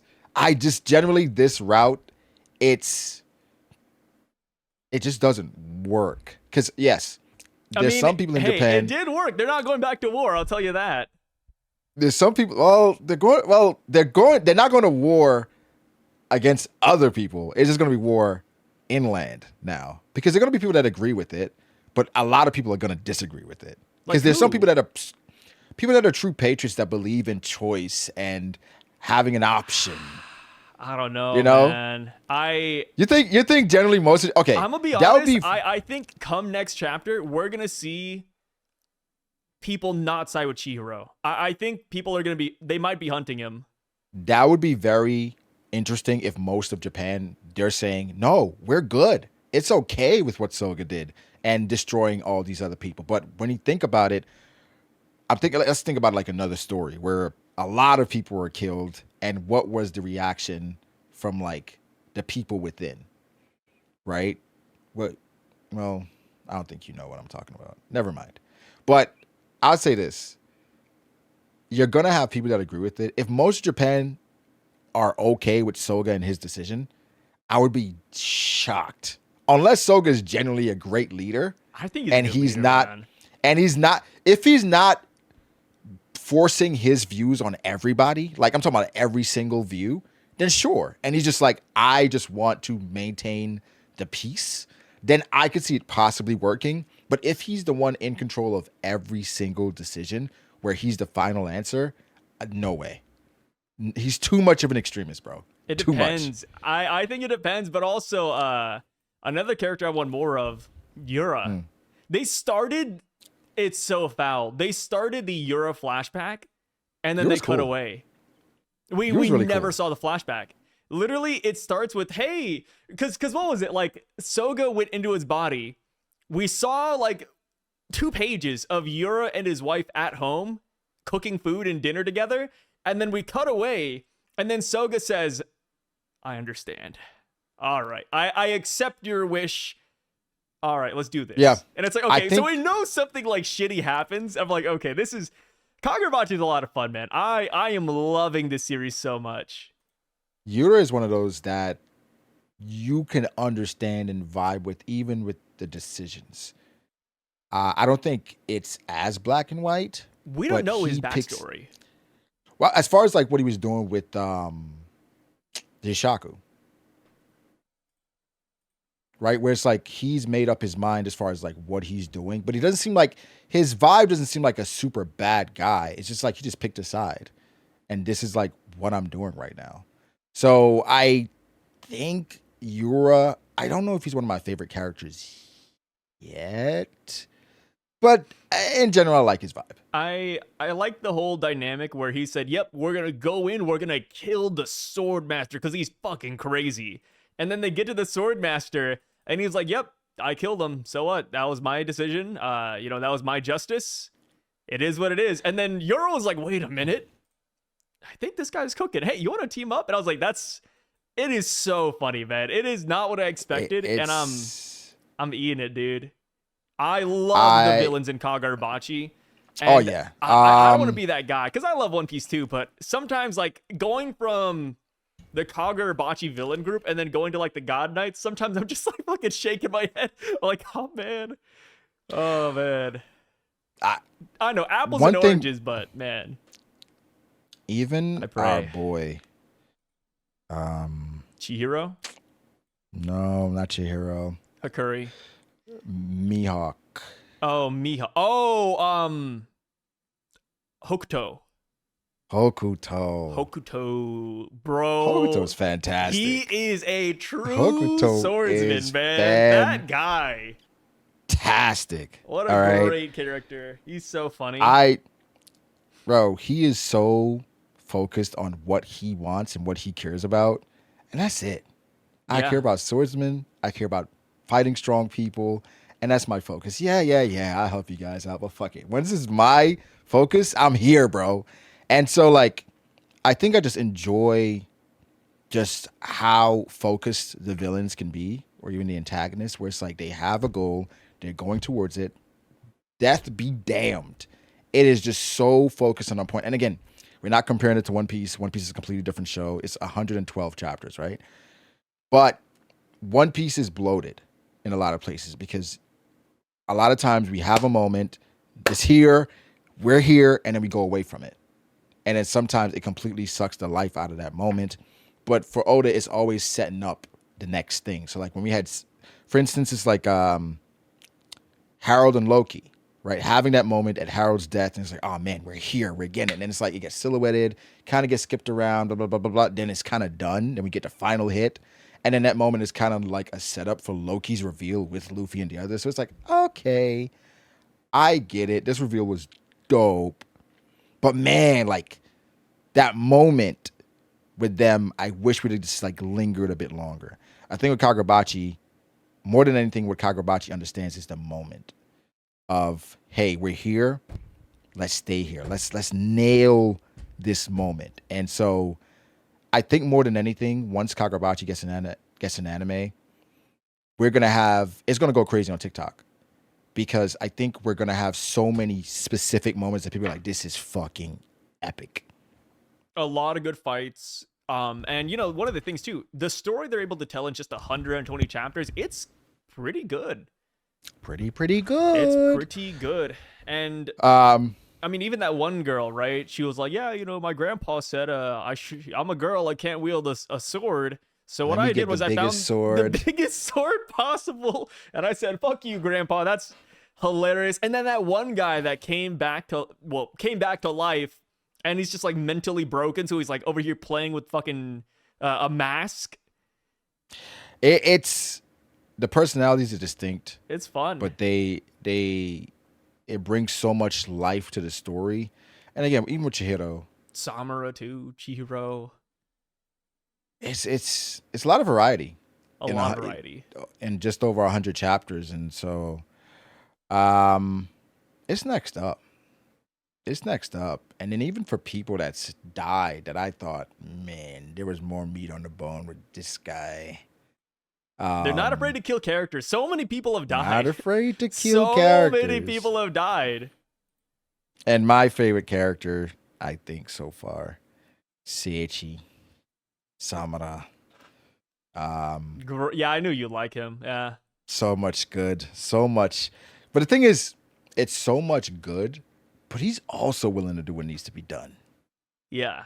Like time and time again, and the thing is, he gives so much, and he gives a lot of grace too.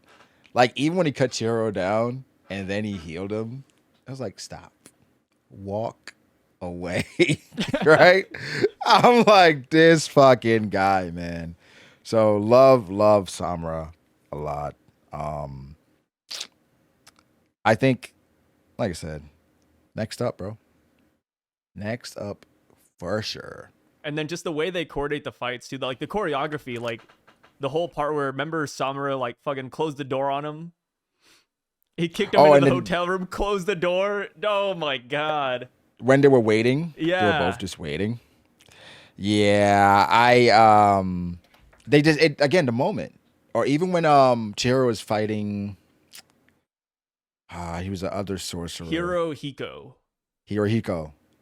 and then they both went down the elevator. The elevator, yeah, the elevator was hilarious, man. Right, it was just like, again, it creates these moments and it stays there. It like, okay, let's take advantage of this moment, and I think it does it really well.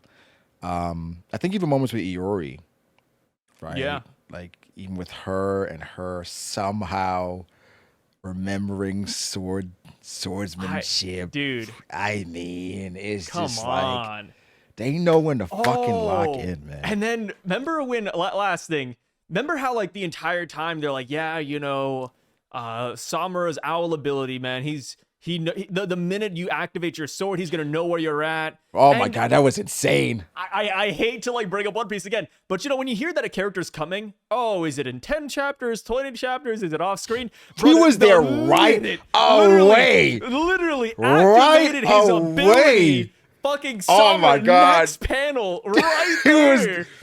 But that fucking owl shit is so crazy because it was just in the sky. It's like as soon as he activated, he was fucking right there, bro. That panel. It felt like for the first time ever, my jaw fucking dropped. I said, "No way, I'm not used to this." What you call it? It almost felt like, I don't want to say Naruto, but just like how like speed and like instant things happening. It just felt like, all right, this is going down. I felt like it was kind of like towards the end of JJK, like where like it was just shit going down right away, man. Like they got to it. He pulled up right away. That shit was fucking phenomenal. So, again, bro, we're just glazing Kagurabachi now. That's so funny, dude. We are. Somebody as well that I really loved, Sojo. Oh yeah, rest in peace, Sojo. Though I mean, rest in peace, Sojo, formerly the owner of Cloud Gouger. Yeah, one of the first victims in the entire series. He was dope, man. Super great. I thought they were gonna keep him around to challenge Chihiro's mindset, where he was like, "Nah, man, the blades are kind of responsible. The blades kind of make these decisions, yo." So. And he was on the other side. Was like, blades are made to kill, like that's what they're made for, and he's right. He's 1000% right. That's I what the fuck they're love made for. the thing where I forgot who, somebody name dropped him recently in like a chapter, and they're like, yeah, you know, that user Sogo, like he kind of sucked, huh? I was like, damn, bro, he's already dead. Leave him alone. Yeah, yeah. Let him rest. Let him rest, bro. I Come think they were on. comparing his abilities. I forgot who said it, Yeah, but they were like because of how much he brought out of Cloud Gouger. But nah, I mean, he pushed Hero a lot, but he did. it's but just it it's makes early in the sense. series. It, It's it early in the makes series. sense. It's early They're in the like, series. yeah, he's And but the thing is, whatever. he had just acquired Cloud Gouger for the most part, so he was still learning Cloud Gouger, and he had like drawbacks as well because it was kind of like, and even the story was kind of in its infancy, so it's like he's really early. That's why I thought he was not gonna die, but rest in peace. Rest in peace to my guy. People be dying in the show, man. People die, man. People die. I'm So down. it's not. I'm trying to think. I was trying to compare it to like Attack on Titan, and people die in Attack on Titan, but way more people die in Attack on Titan. People just die, bro. People just die. Yeah. It's just the nature of that world. But like, it's kind of like that where people just go, and it is what it is. So yeah, we kind of recommend Kagurabachi, ladies and gentlemen. Yeah, we love the show or the Go manga. Go check it out. Go read it. Because once the anime comes out, I mean, if you want to wait for the anime, do that too. Because it's gonna be, I just know it's gonna be a fantastic anime. Well, unless JC staff animates it, then maybe not. Yeah, let's not do that. We're gonna speak light into the show. Char, that's another character I really like. Don't really have too much of her, but yeah. Yeah, we don't have enough of her, I think. But like, I think her story was phenomenal. Azami, also really good character. Azami's cool. Azami was really cool. The penny ability, or yeah, just Azami was really cool. I thought it was gonna be more. You know, I love they were just like, hey, this guy over here, he's like the leader of the Kaminabi. He's really powerful. And then here comes like just the one shot. Like, all right, cool. Fucking Azami's nuts, dude. Yeah, it's tough. It's tough. But Kagurabachi goes there. One of the favorites right now. For sure. But guys, let us know if you've read it. Give us your thoughts on what we said today. Make sure to like the video, subscribe, leave your thoughts below as you normally do. And we'll catch you guys next week for another episode. Yes, we will catch you guys next week for the Bryv Sago FM number something. 8? Yeah, I don't really keep up with the numbers, but I think 8 neither. sounds right. Yep, we'll catch you guys in the next one. Peace out, y'all. Yeah, bye-bye.